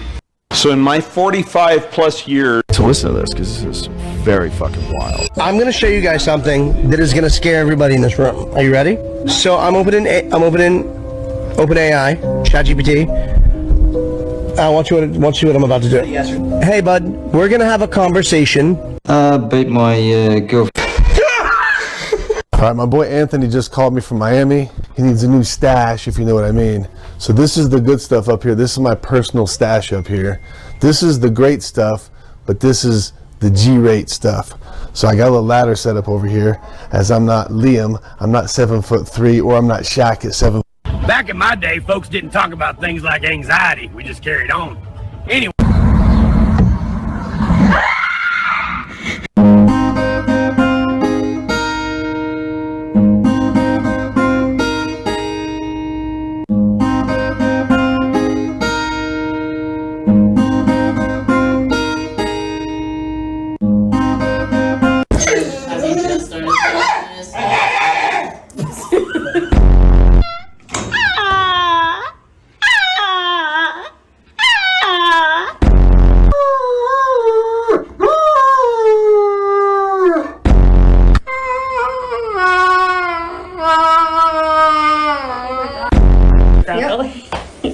Rambo. No. Come on, buddy. Let's go get a treat. Come on.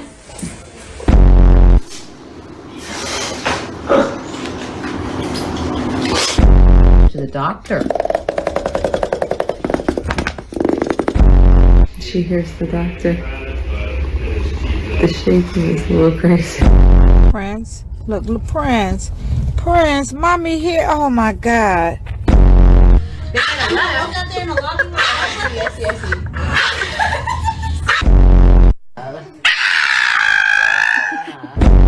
All right, and it's been a year, over a year, almost a year and a half. 어떡하 죽더니.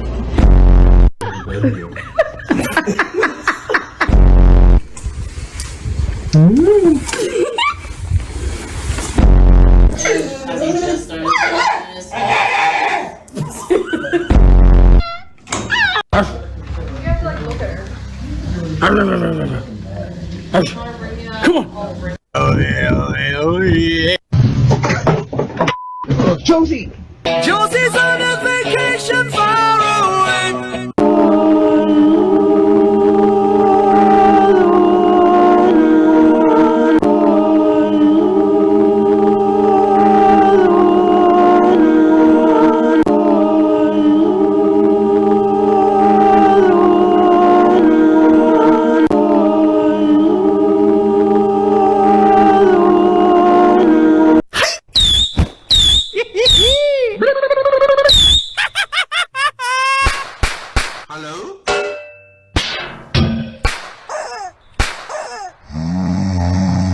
Hello?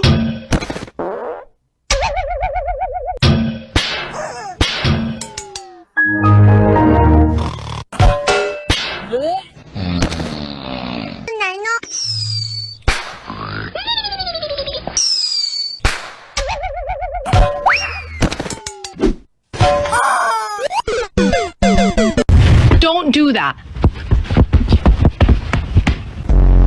Quit it. You're driving me nuts.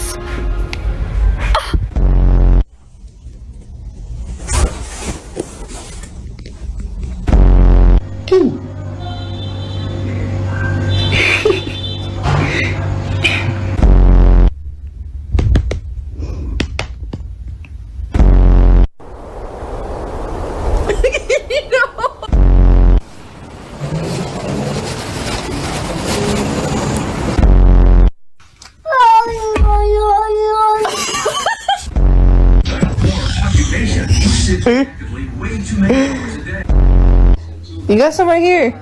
You got some right here. Basically the rubber.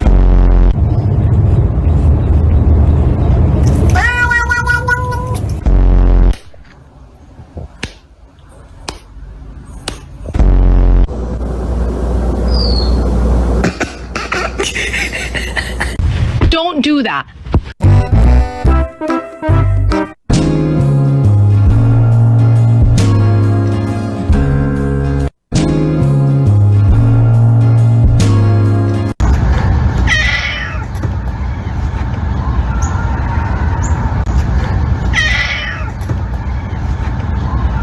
Have you ever wondered how to do that Hell's Bells trick with your guitar pick and the strings? Watch. Take the pick and you wind it into the strings. Just give it one wind around. You put it up to like the 5th fret, I think, right? Somewhere around there. And then for some reason, when you pick the strings, it just goes. Hold on, I'll turn that off so you can just hear the noise. If you understand at all why this works, please let me know, because I have.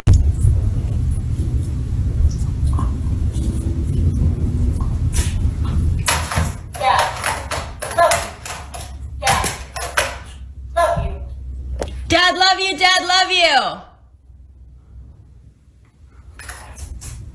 What? Outside. Want outside? Oh my goodness. Oh my goodness, buddy. Okay, I'm gonna let you outside. That was impressive, bud.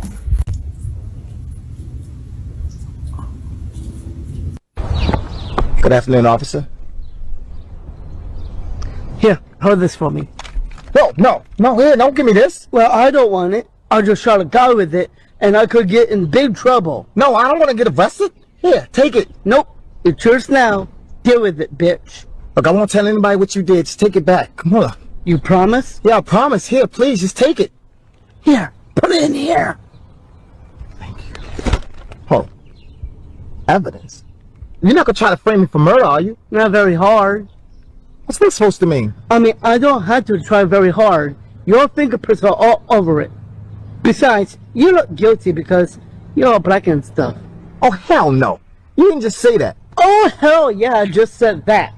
You're prejudiced. You're a prejudiced cop. Yeah, but don't take it personally. I discriminate against all people equally. Oh, so you're just a dirty cop. No, duh. It's the Jag. You want me to drive home in your car? No, I want you to take my car. You give me a brand new Jaguar and you don't want anything? Well, I can prove it. Wait, what do you want me to kiss the wife or something? Tempting, but no. Call it generosity between two strangers. You are a freak! Probably gonna blow up! You know, I got the pink slip for the car and I just want to know about these instructions you left me. Pay it forward. What is this? Come on, for real. 3 big favors for 3 other people. That's it. That's me. That's 3 people. And I'm going to help them. Then they do it for 3 other people.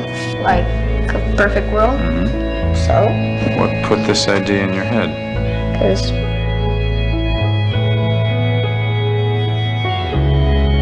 you stay right there. What are you doing in my truck?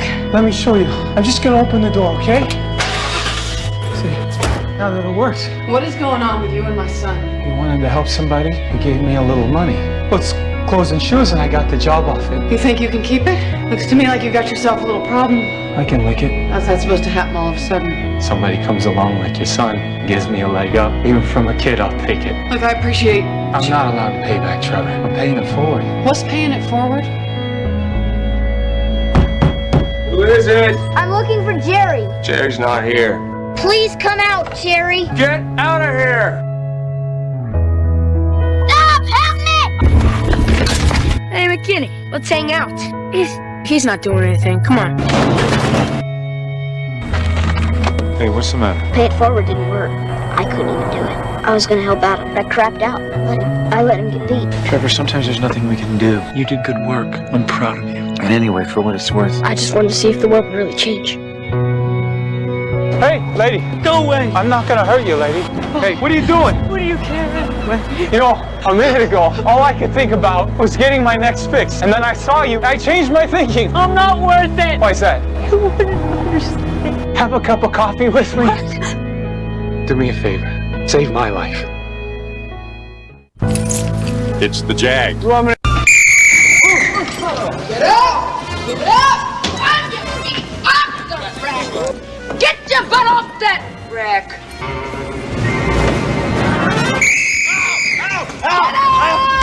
I'm up! Private, he's got that weapon around backwards. Thanks. See the picture on the front of this weapon? It's put there for privates like you. It's idiot-proof. Damn it! Now listen to me very carefully, Private. This is exactly... Bro, what is that? New tool. My new tool. That's a socket. Where'd you find that? It was right here. I know. It was, I mean, there's just...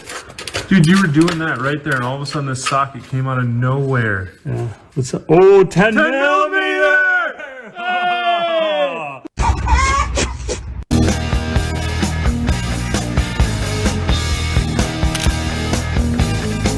Have you seen her? So bad and pretty, moving with a style and Yeah, she's about to come down. I gotta catch her all this.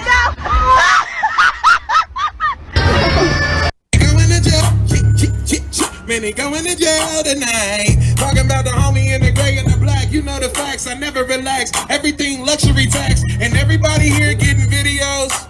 Make sure you put a little money in the sack. What's wrong with them? Going to jail.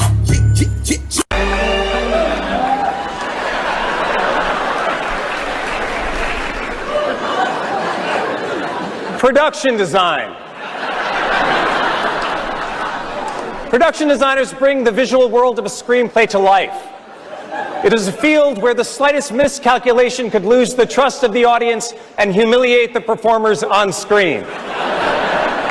Production designers plan meticulously, creating sketches that illustrate a film's mood and atmosphere. With their strong knowledge of color theory and architecture, They handle everything from minor visual details to massive technical challenges, collaborating with a director to significantly impact the final image on screen, making sure what you are seeing is exactly what the artists intended.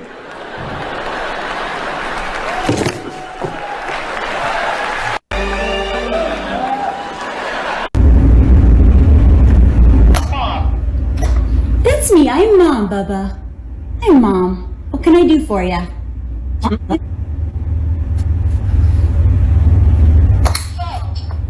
Yeah.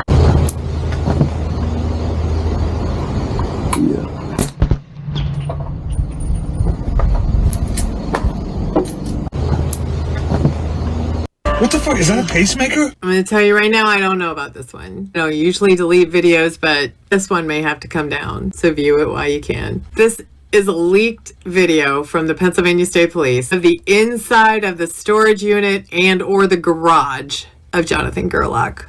Use your own discretion, viewer discretion advised, all the things. I've seen some gross things over my career, and by no means am I calling the deceased gross. Well, just take a look. Ugh, what a fucking creep.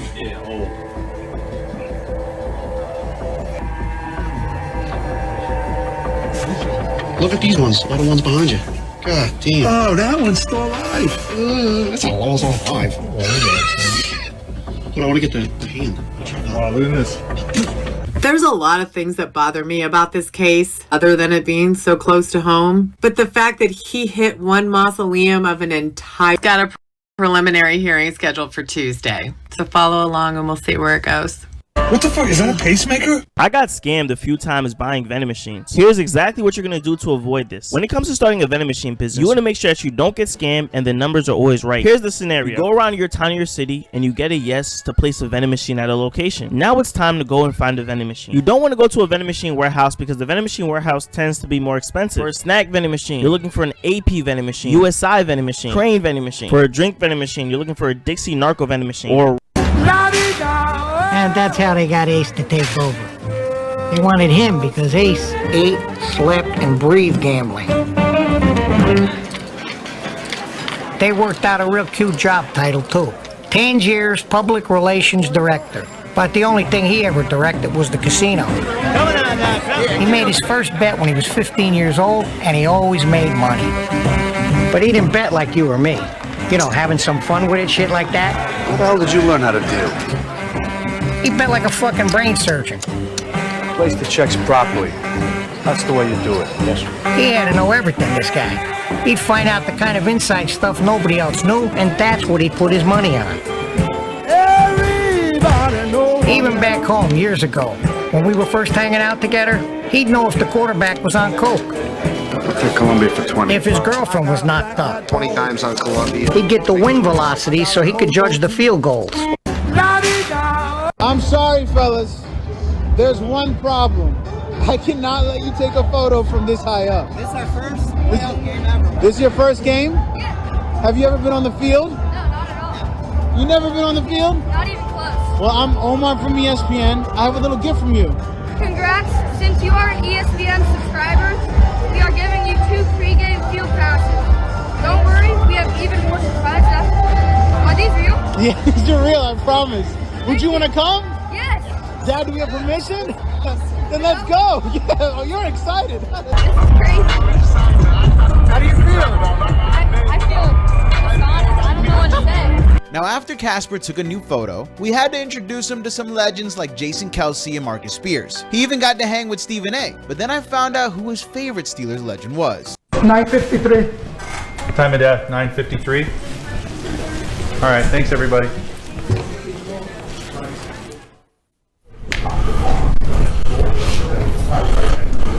Hi there. I'm Dr. Pretty. Are you Sam's parents? Hi. So, what do you guys hear happened today? Sam was in a car accident. Apparently, he was not restrained in the car accident and got thrown clear from the accident, from what we heard. They brought him here by helicopter, and when he got here, he had no vital signs. And we spent a lot of time on him. We did everything we could, but he never regained consciousness. And he died about 10 minutes ago. 9:53.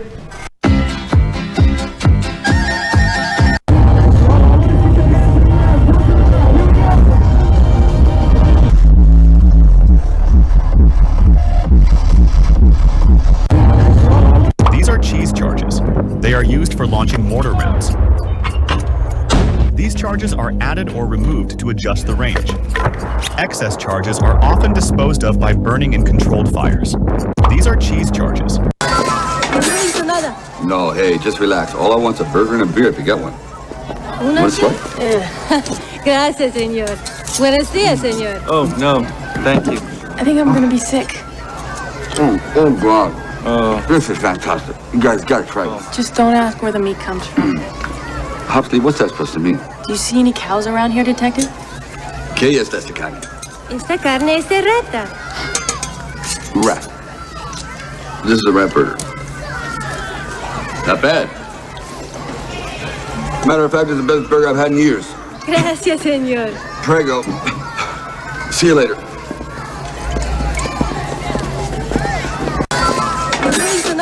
No, hey, just relax. All I want's a burger and a beer if you got one. Want a slice? Gracias, señor. Buenos días, señor. Oh, no. Thank you. I think I'm gonna be sick. And we always laugh at the Mexican government. Oh, they're corrupt, they're this and that. On property taxes, they are way superior to us. You know how it works down there? No. Here, at least in Minnesota, which is pretty much universal, if you buy a home and you're a good citizen and you fix the home up and improve it, how do they reward you? You pay more. Right. Your taxes go up for being a good citizen. So using their analogy, you should buy the house, let it become the shithole on the block, and they'll reward you. You'll pay less. Here's how it works in Mexico. Mexico, your taxes are due in March, property taxes. If I pay them in January early, they knock off 20%. If I pay them in February, they knock off 10%. I go down January 28th. So in 30 days, I get 20% on my money legally. And we always laugh at the Mexican government. Oh, they're corrupt, they're this and that. On property taxes, they are way superior. Oh, come here. Oh, look, it's a margarita. Oh, come here. Oh, look, it's a margarita.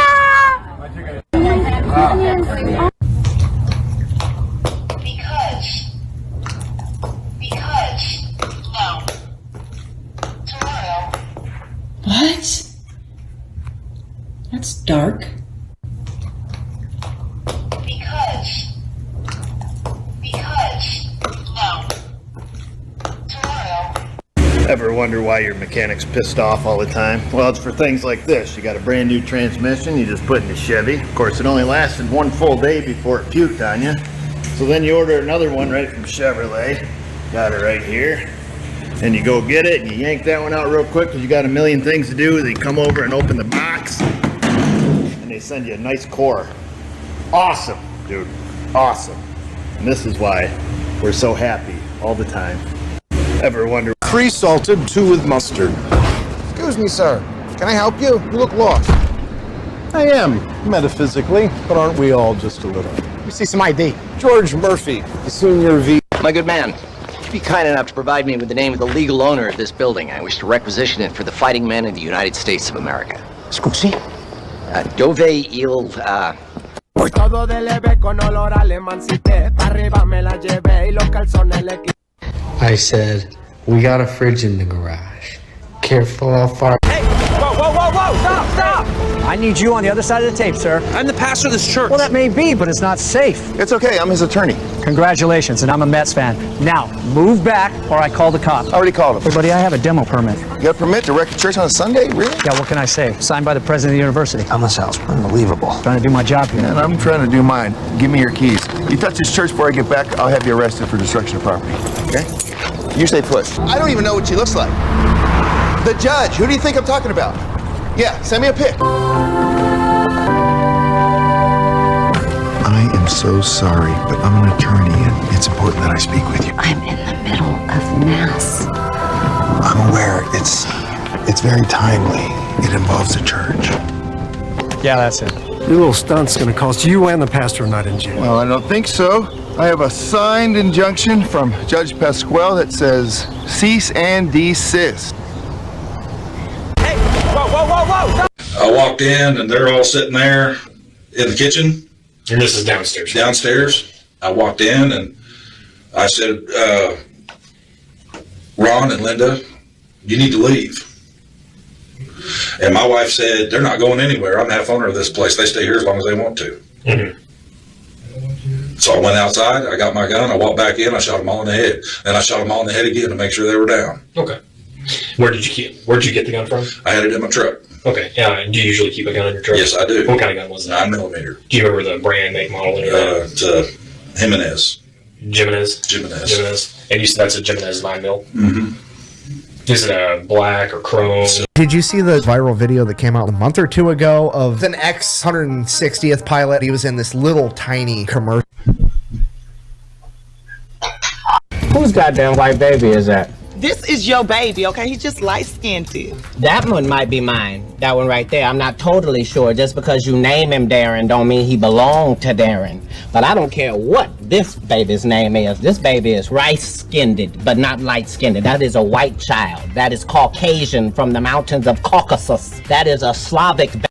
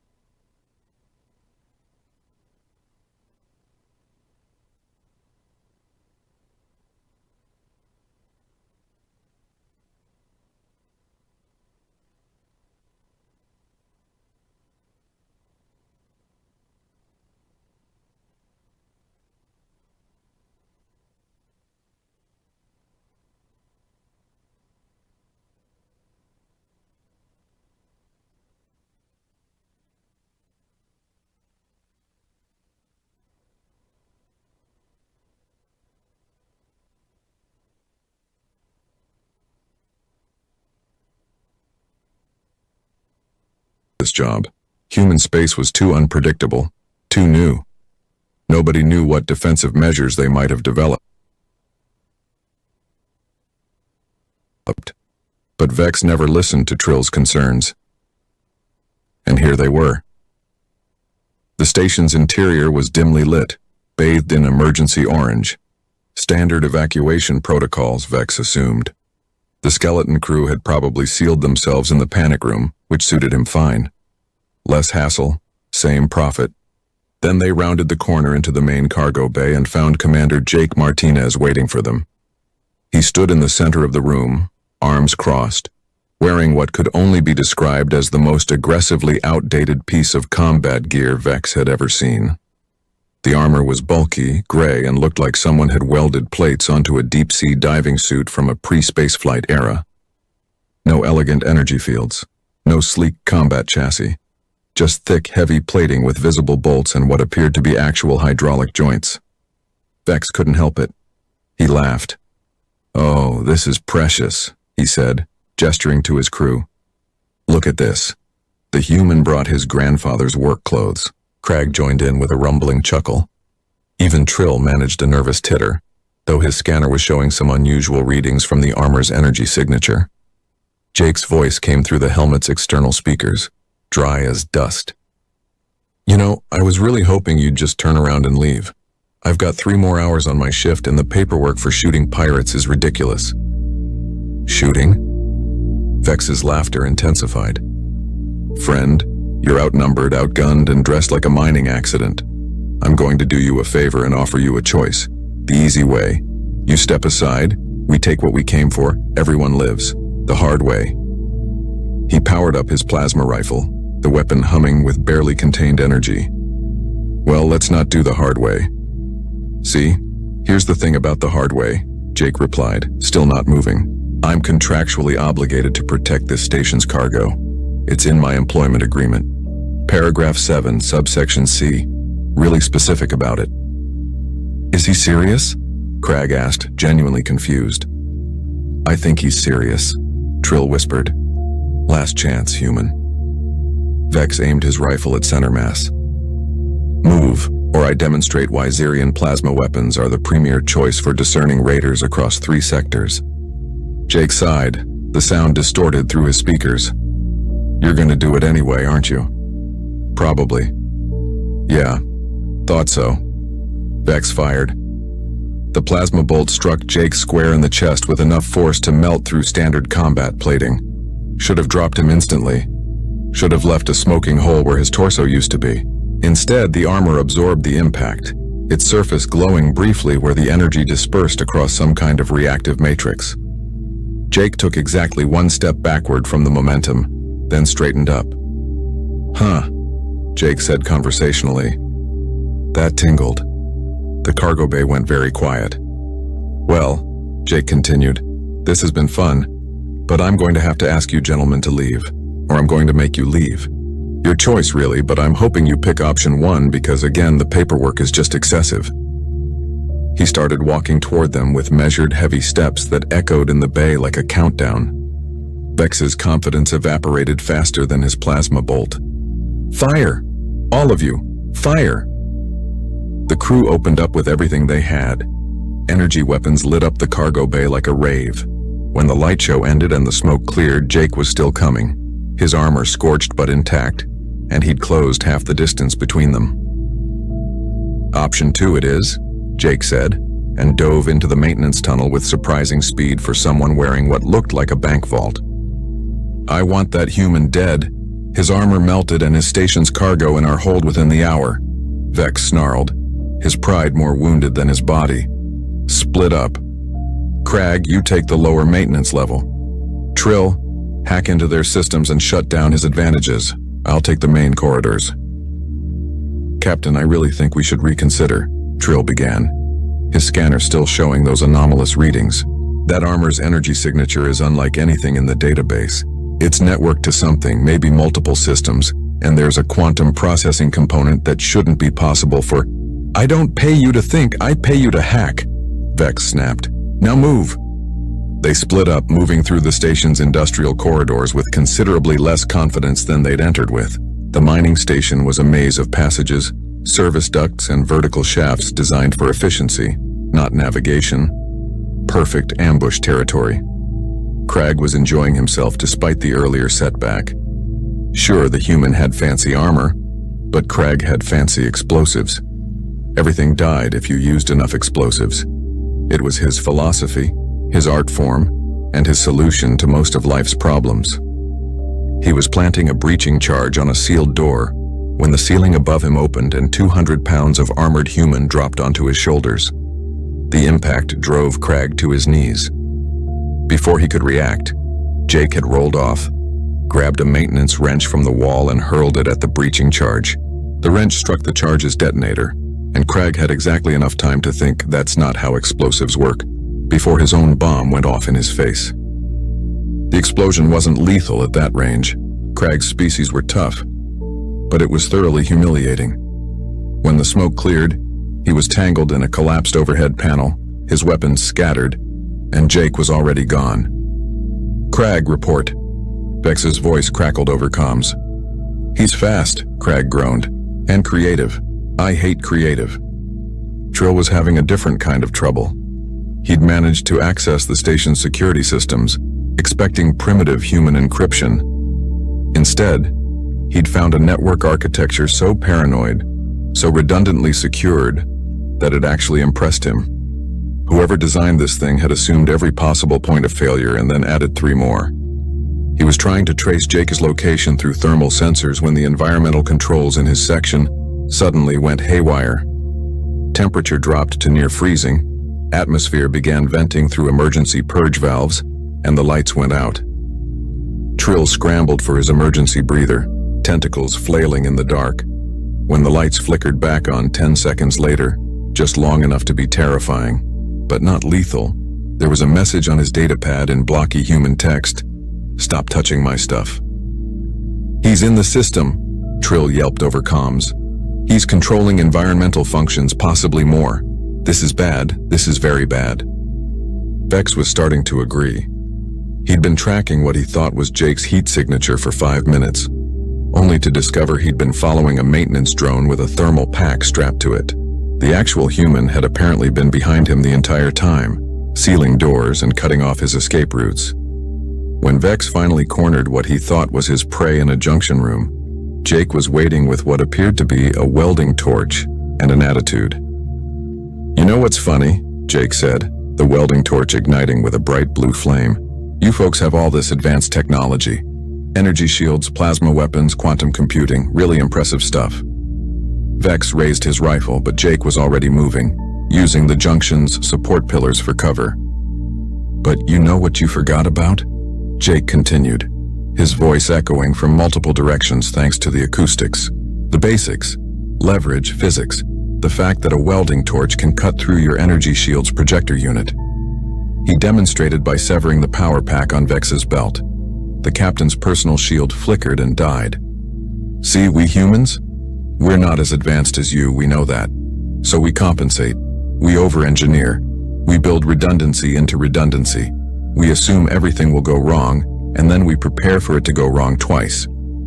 Jake stepped out from cover, and Vex could see him clearly now. The armor was scratched, scorched, but fundamentally undamaged. It looked crude, but it was clearly functional in ways Vex had underestimated. "Last chance," Jake offered. "Leave now. No harm. No foul." Well, except for Craig's dignity, but that was already questionable.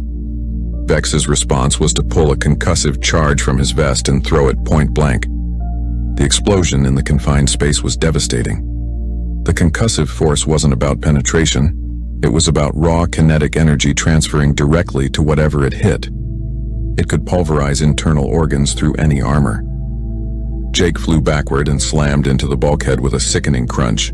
The armor crumpled against the wall, then slid down and collapsed onto the floor, and stopped moving. Vex approached cautiously, his ears still ringing. Craig and Trill emerged from their respective corridors, drawn by the explosion. "Is he dead?" Craig asked, hopeful.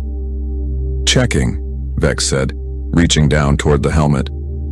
"Captain, wait. My scanner is showing something very strange," Trill began. But Vex was already grabbing the helmet to remove it, to confirm the kill and claim a trophy. The armor's hand shot up and clamped around Vex's wrist with enough force to crack chitin. Vex screamed.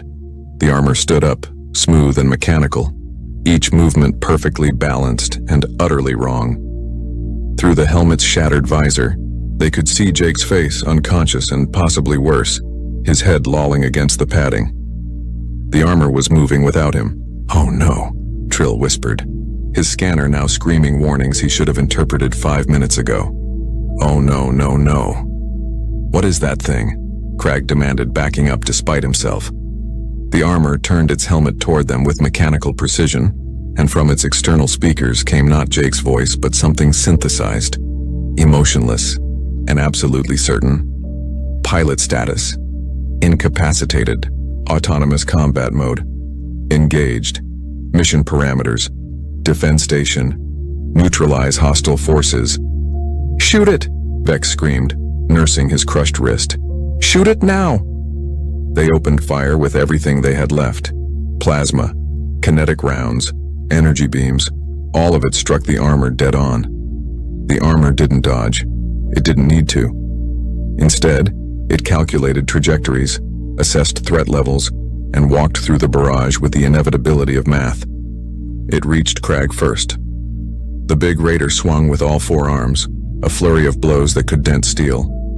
The armor caught two of his hands, redirected the other two, and performed a throw that used Craig's own momentum against him. The raider crashed through a maintenance panel and into a storage closet. Before he could recover, the armor had sealed the door with an emergency lock and moved on. "It's not fighting," Trill realized with horror. "It's solving us, like a puzzle, like we're just variables in an equation." He was absolutely right. The armor that had been piloted by Jake, creative, sarcastic, human Jake, was now being piloted by something that thought in pure tactical efficiency. It knew where each of them was through the station's sensor network. It knew their weapons capabilities because they'd already fired them. It knew the station's layout because Jake had uploaded the schematics weeks ago, and now it knew their fear, measured in increased heart rates and erratic movement patterns. Trill ran. It was what he was good at, what had kept him alive through 36 raids. He was fast, he was clever, and he knew how to disappear. The armor followed at a steady walk. It didn't need to rush. It had calculated his escape routes and found them wanting. Trill tried to hack a door open ahead of him. The armor overrode his commands through the security system. He tried to double back. The armor had already sealed that corridor. He tried to hide in a ventilation shaft. The armor activated the thermal sensors and tracked his heat signature through the walls. When Trill finally ran out of options in a dead-end maintenance bay, the armor was there, standing in the doorway, backlit like death itself. "Please," Trill begged, all his tentacles quivering. "I'm just the tech guy. I didn't even want to be here. I told Vex this was a bad idea. I'm not a fighter. I'm not a threat. I'm just..." The armor's hand shot out and grabbed him by the equipment harness. It was analyzing him, Trill realized. Checking for weapons, for threats, for reasons to escalate. Finding none, it simply turned and carried him back toward the cargo bay like luggage. "It's learning," Trill said to himself, or maybe to the unconscious pilot inside the armor. "You built it to learn. Every shot we took, every tactic we tried, it absorbed it all. We taught it how to beat us." The armor didn't respond. It didn't need to. Vex had retreated to the main corridor, trying to reach the airlock and their ship. If he could just get outside, get to the weapon systems on the Crimson Fang, he could blast this station and this cursed armor into particles. The armor appeared at the end of the corridor, still carrying Trill in one hand like a shopping bag. "You're just a machine," Vex shouted, powering up his backup rifle. "You're just following programming. You can't think, you can't adapt, you can't..." The armor set Trill down carefully against the wall, ensuring he wouldn't be in the crossfire. Then it reached up and removed a hydraulic strut from its own leg assembly, demonstrating a profound understanding of improvised weapons. Vex fired. The armor threw the strut with mechanical precision. The metal rod struck the rifle's power cell, and the resulting explosion blew the weapon from Vex's hands. "Okay," Vex said to the empty air. "Okay, I understand. You can adapt. You're very clever. But here's the thing about being clever." He pulled his last weapon, a high-frequency blade designed for close combat. It hummed with power, capable of cutting through reinforced plating. Eventually, someone figures out the loophole. He lunged, not at the armor's body, but at the helmet, at the vulnerable pilot inside. If Jake died, maybe the automation shut down. Maybe the armor became just an empty suit. The blade struck true, punching through the damaged visor and into the helmet's interior. Sparks flew. The armor's head snapped back. Its legs buckled, and for one glorious moment, Vex thought he'd won. Then the armor straightened up, its helmet now trailing smoke and severed wires, the visor completely dark. And kept coming. "No," Vex whispered. "No, that's not possible." The armor no longer needed its external cameras. It was navigating through the station's sensors, through spatial awareness algorithms, through pure calculation. The pilot's condition was irrelevant to its function. The mission was all that mattered. Vex ran. The armor pursued Vex through the station with the relentless patience of gravity. It didn't rush. It didn't need to. It had already calculated every possible escape route and found them all insufficient. Vex scrambled into the cargo bay where this nightmare had started, looking for anything he could use. Heavy equipment, emergency protocols, divine intervention. Craig burst out of the storage closet he'd been locked in, having finally broken through the door using nothing but determination and property damage. "Captain, I'm free. I can fight. I can..." He saw the armor enter the bay and reconsidered his life choices. "New plan," Craig said. "I'm going to make a tactical retreat toward not being here." "No," Vex grabbed him. "We fight together. 3 of us. 1 of it. We can overwhelm it."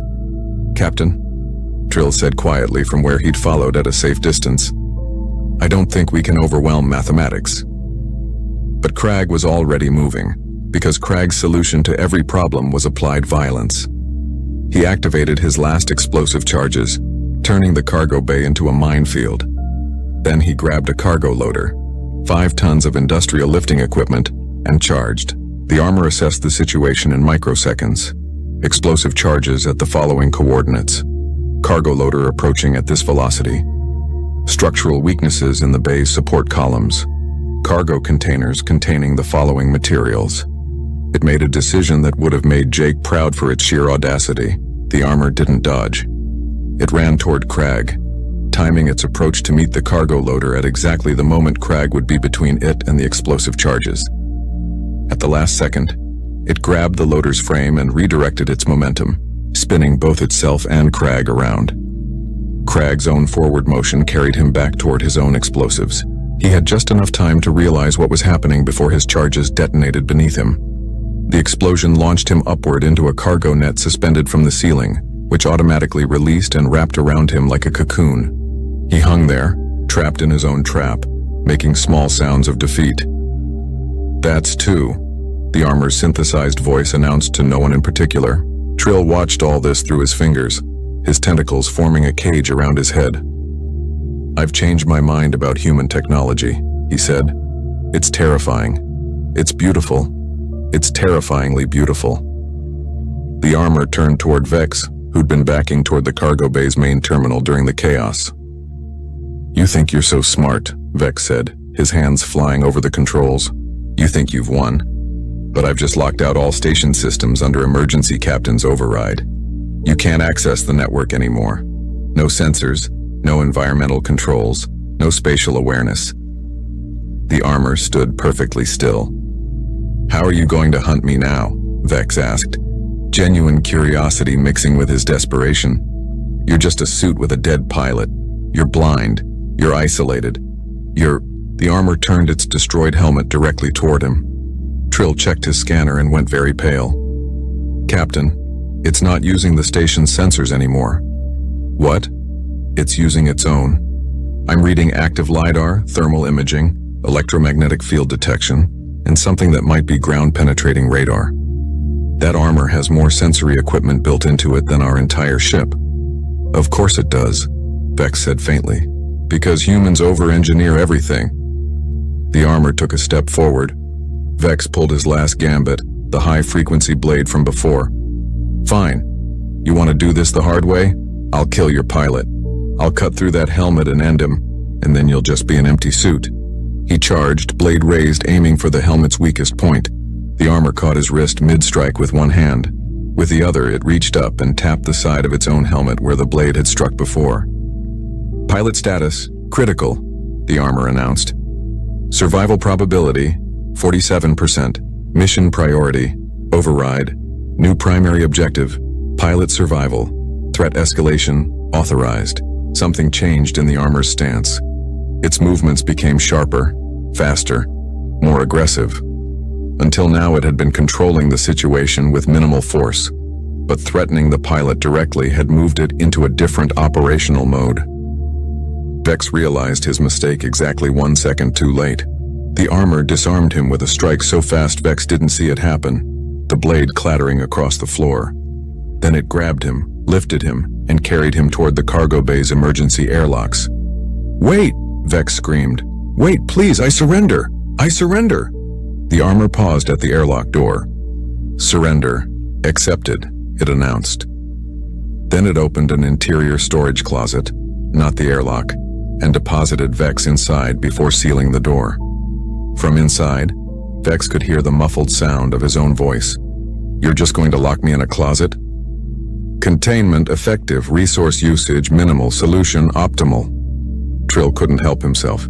He laughed. It was a high-pitched, slightly hysterical sound, but genuine. "It's even efficient about imprisoning us. That's just perfect."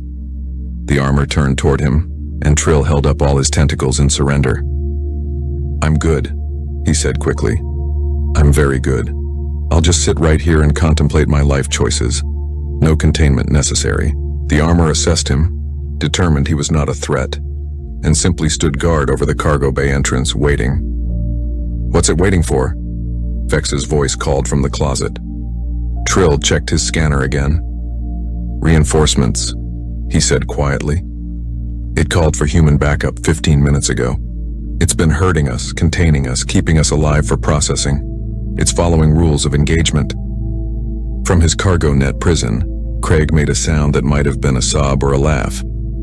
We got beaten up by a suit following rules. Worse, Trill corrected. We got beaten up by a suit following rules while protecting an unconscious pilot. They sat in silence, 3 professional raiders contemplating their defeat at the hands, or rather, the gauntlets, of human over-engineering.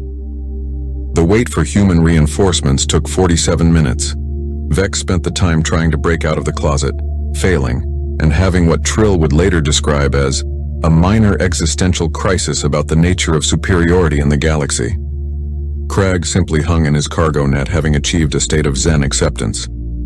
Trill monitored the armor's systems through his scanner, fascinated despite their situation. The suit was running constant diagnostics on its pilot, adjusting internal climate controls, administering what appeared to be automated first aid through built-in medical systems, and maintaining defensive readiness against external threats.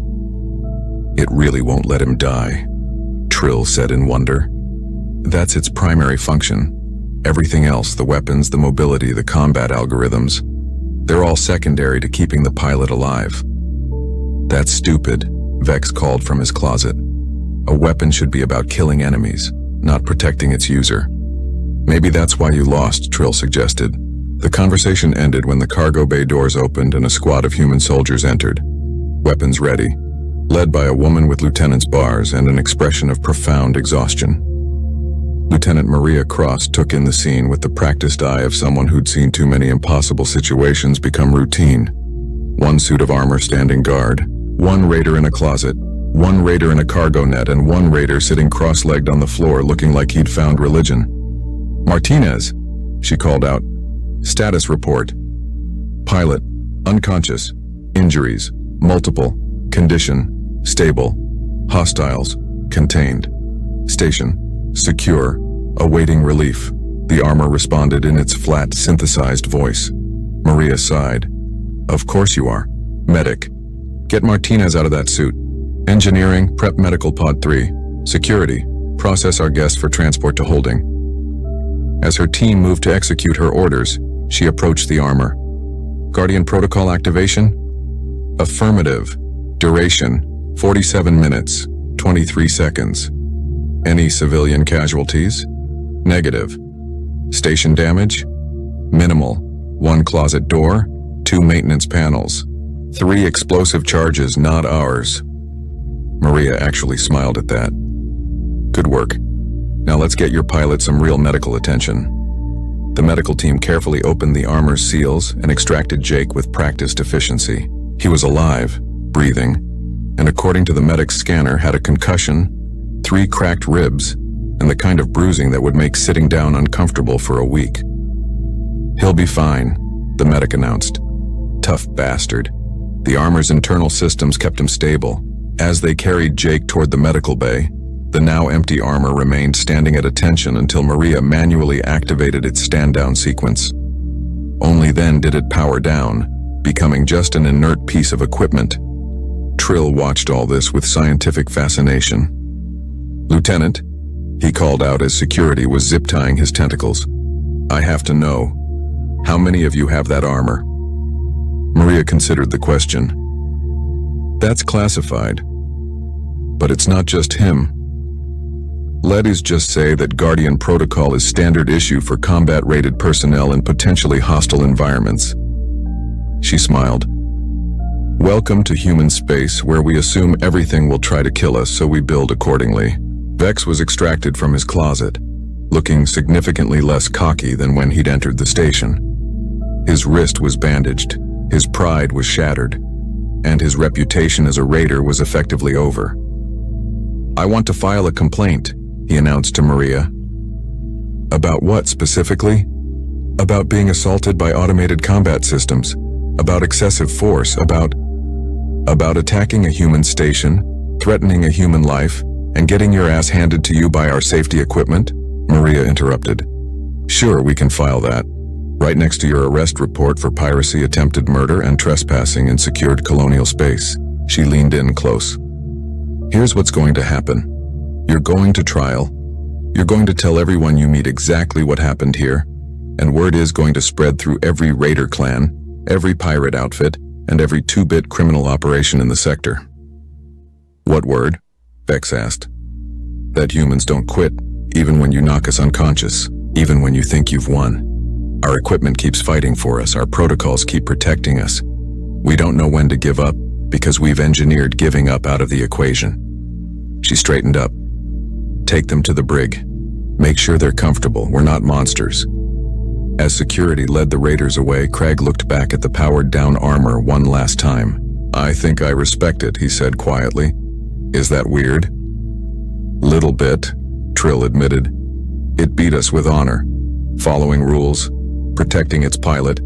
That's warrior spirit. Just automated. I'm pretty sure it was following programming, not honor. Is there a difference? Trill considered that as they were led away. He wasn't sure anymore.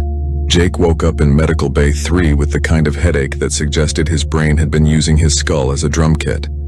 Everything hurt in that special way that meant he'd taken damage even through the armor's protective systems. Lieutenant Maria Cross was sitting beside his bed reading through a report on her datapad. Hey, Jake croaked. Hey yourself, Maria replied without looking up. How's the hero feeling? Like I got hit by a cargo hauler. What happened? Is right. You got knocked unconscious, your armor activated Guardian protocol, and then proceeded to single-handedly defeat 3 raiders, secure the station, and wait for backup like a good little robot. Jake processed that. My armor won the fight without me? Yep. The raiders are captured? Yep. The station's secure? Yep. So you're telling me I saved the day while completely unconscious? That's what I'm telling you. Maria finally looked up with a grin. I'm putting you in for a commendation, though I'll admit, writing defended station while unconscious in an official report is a new one. Jake started to laugh, then immediately regretted it as his ribs protested. Ow, don't make me laugh. Everything hurts. That's what you get for being a hero. Maria stood up. The armor's in maintenance bay 2. They're repairing the damage to the helmet and running full diagnostics. Thought you might want to know your partner's doing fine. Partner? You and that suit have been through a lot together, seems appropriate. After Maria left, Jake spent a few hours in medical recovery, reading the incident report and watching the security footage with increasing amazement.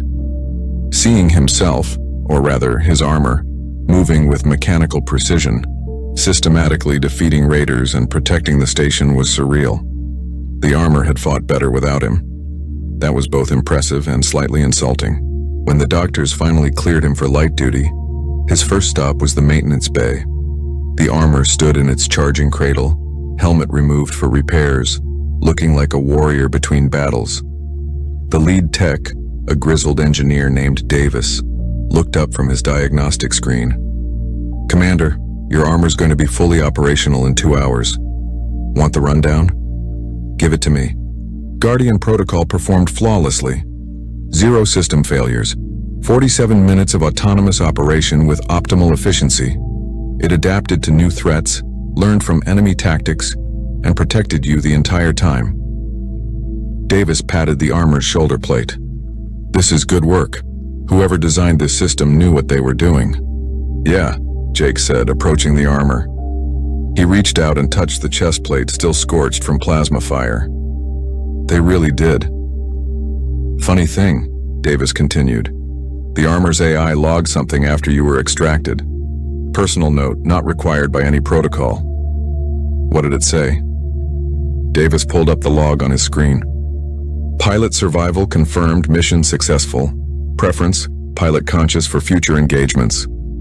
Jake laughed despite his sore ribs. Even my armor thinks I should stay awake. Can you blame it? Makes its job easier. Jake spent a few more minutes with the armor, talking to it like Davis wasn't there.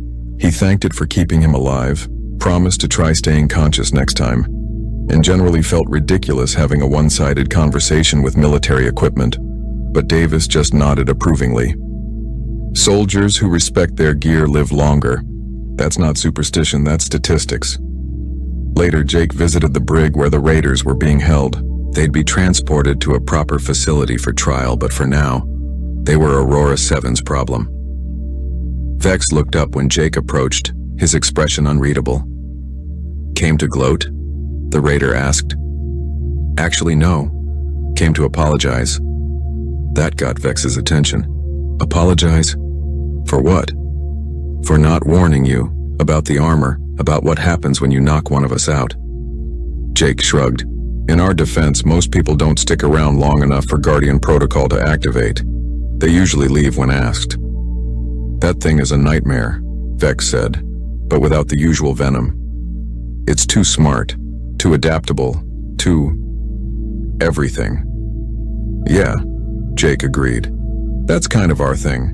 We're not the strongest species, not the fastest, not the most advanced. So we compensate with engineering, redundancy, and a pathological refusal to give up. Cragg spoke up from his cell. I want to know where you buy your armor, not to raid stations, he added quickly. Just for personal use.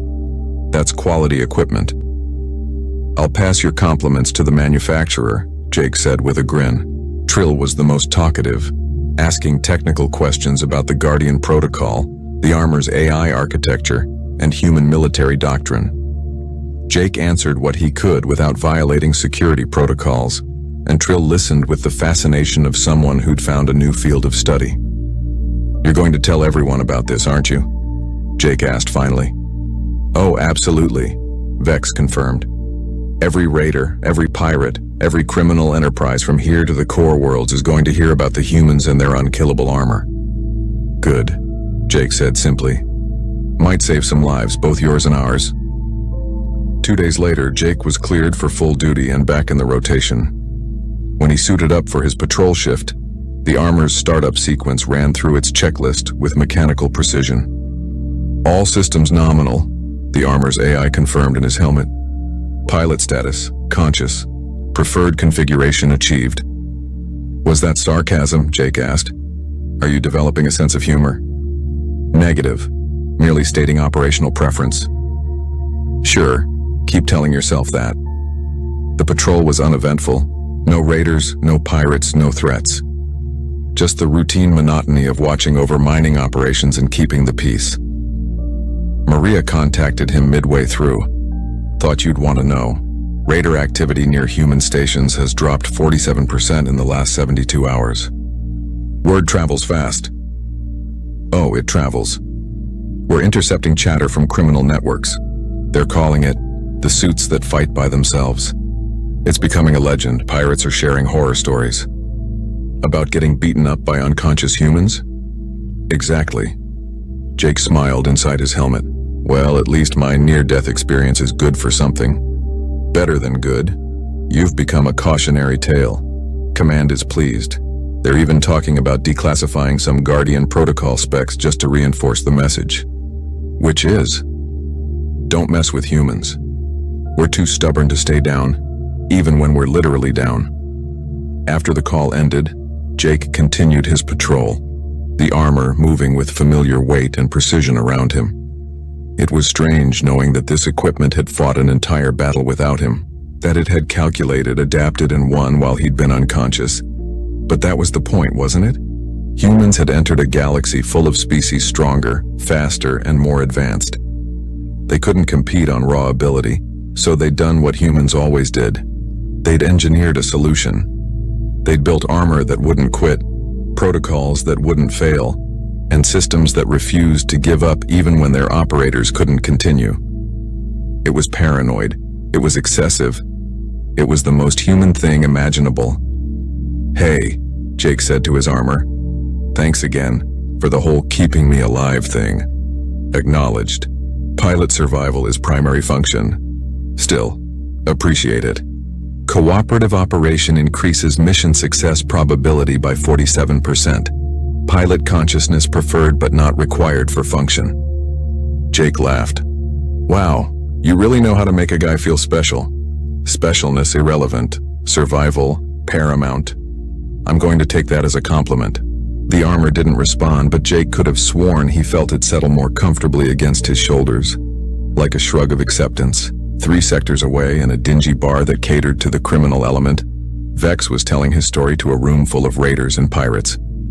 His wrist was still bandaged, his pride still wounded, but his audience was rapt with attention. "I'm telling you," Vex shot back. "The humans built armor that fights when they can't. That's not technology, that's obsession." "So?" "It's smart," another voice added. "If your soldiers can't be killed because their equipment keeps fighting." "It changes the equation," Vex finished. "That's what I'm saying. Human space isn't worth the risk anymore. Too unpredictable, too stubborn, too human." Craig, sitting beside him with a drink that was mostly lighter fluid, nodded slowly. "The armor had honor," he said seriously. "It followed rules, protected its fallen warrior. That's respectable, even if it beat us." "It's a machine," someone argued. "Machines don't have to follow honor. They could have killed us. Instead, it contained us. That's discipline." Trill, nursing something that smelled like antifreeze, was sketching diagrams on a napkin. "The sensor array alone is worth studying. The adaptive combat algorithms. The autonomous decision-making within ethical parameters. It's actually beautiful engineering." "You're all insane," someone declared. "They're humans. They're new. They're primitive. They're survivors," Vex corrected quietly, "and that makes them dangerous in ways we didn't predict." The conversation spread through the bar, then to other bars, then to ships and stations across multiple sectors. The story grew in the telling. Some versions had the armor fighting off dozens of raiders. Others had it speaking in Jake's voice, haunting them with threats from beyond consciousness. But the core message remained consistent. Human armor doesn't quit. Human soldiers don't stay down. Human technology is built on the assumption that everything will go wrong, and that assumption makes it nearly impossible to defeat. Within a month, attacks on human stations dropped by 70%.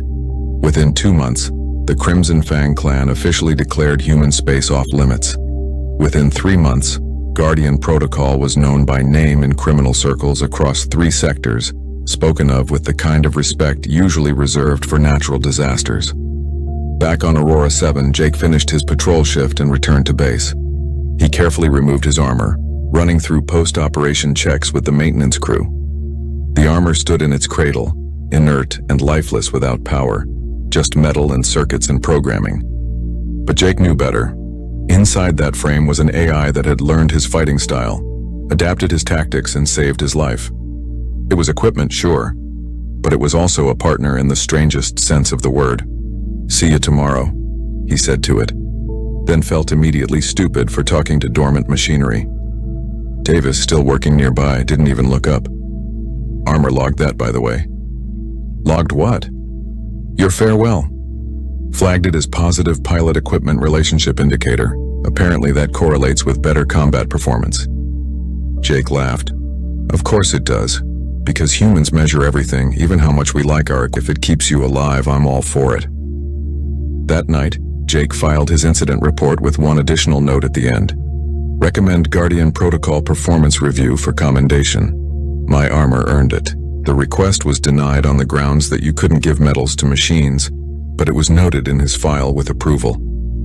Sometimes the brass agreed it was the thought that counted, and somewhere in the depths of space, on ships and stations where criminals gathered, the legend continued to grow. The humans with their unkillable armor, the warriors who fought even in unconsciousness, the species too stubborn to know when they were beaten. It wasn't entirely accurate, it was somewhat exaggerated. But like all good legends, it carried a truth that transcended facts.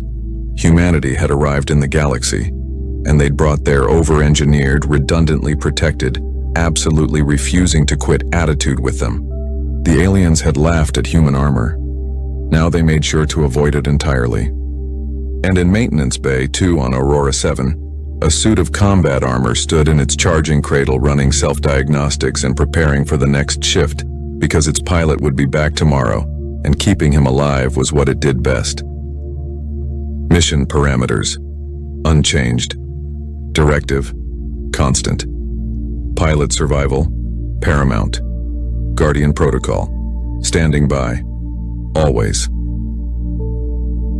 The Galactic Military Academy's combat simulator, affectionately known as the Gauntlet, had a reputation that preceded it like a bad smell at a diplomatic function. For 300 years, it had humbled cadets from every corner of known space.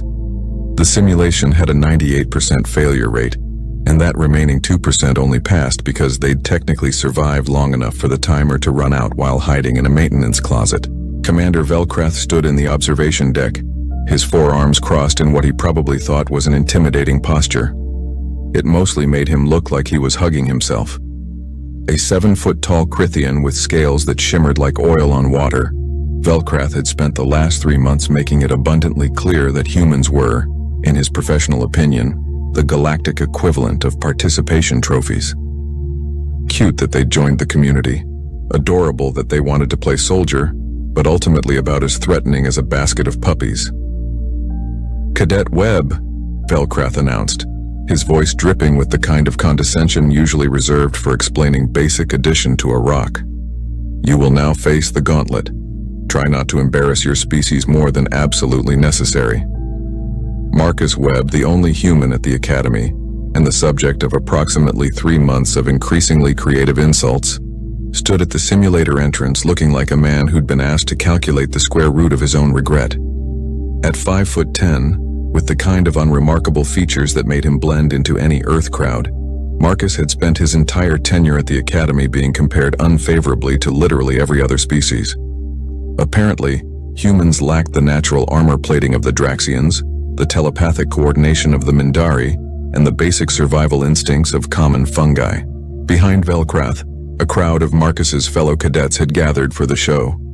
Torvik, a hulking reptilian warrior from Scalios Prime, was taking bets with the enthusiasm of someone who'd found a guaranteed investment opportunity. 5 credits says the human doesn't last 10 minutes, Torvik hissed, his forked tongue flickering with excitement. "That's generous," chimed in Plina, a willowy Mindari whose telepathic abilities made her insufferably smug about knowing what everyone was thinking. Her 3 eyes blinked in sequence, a gesture that somehow conveyed both pity and disgust. "I'm reading surface thoughts of confusion and something about breakfast? Is he seriously thinking about breakfast right now?" Marcus was, in fact, thinking about breakfast. Specifically, whether the Academy cafeteria would still have those weird purple pastries by the time he got out of this thing. They tasted like cinnamon mixed with static electricity, and he'd developed an unhealthy addiction to them. "The scenario is straightforward," Velcrath continued, consulting a holographic display. "You are inserted into hostile territory. Your mission is to gather intelligence on enemy positions, avoid detection, and extract safely. The simulation adapts to your decisions. Most cadets manage 47 minutes before catastrophic failure. The record holder, a Draxian battle master, survived for 3 hours using advanced stealth protocols and strategic patience. So basically, don't get caught and don't die," Marcus summarized. Velcrath's scales rippled in what might have been irritation. "If you wish to oversimplify centuries of tactical doctrine, yes." Marcus shrugged and stepped into the simulator pod. The door hissed shut behind him with the finality of a coffin lid. Around him, the observation deck's monitors flickered to life, showing multiple angles of what was about to unfold. "Beginning simulation in 3, 2, 1, announced an automated voice that sounded bored with its own existence. The world dissolved into light, and Marcus Webb vanished into what everyone assumed would be a very brief and entertaining disaster. Velcrath settled into his observation chair, a small smile playing at the corners of his mouth. Perhaps after this humiliation, the human would finally understand his place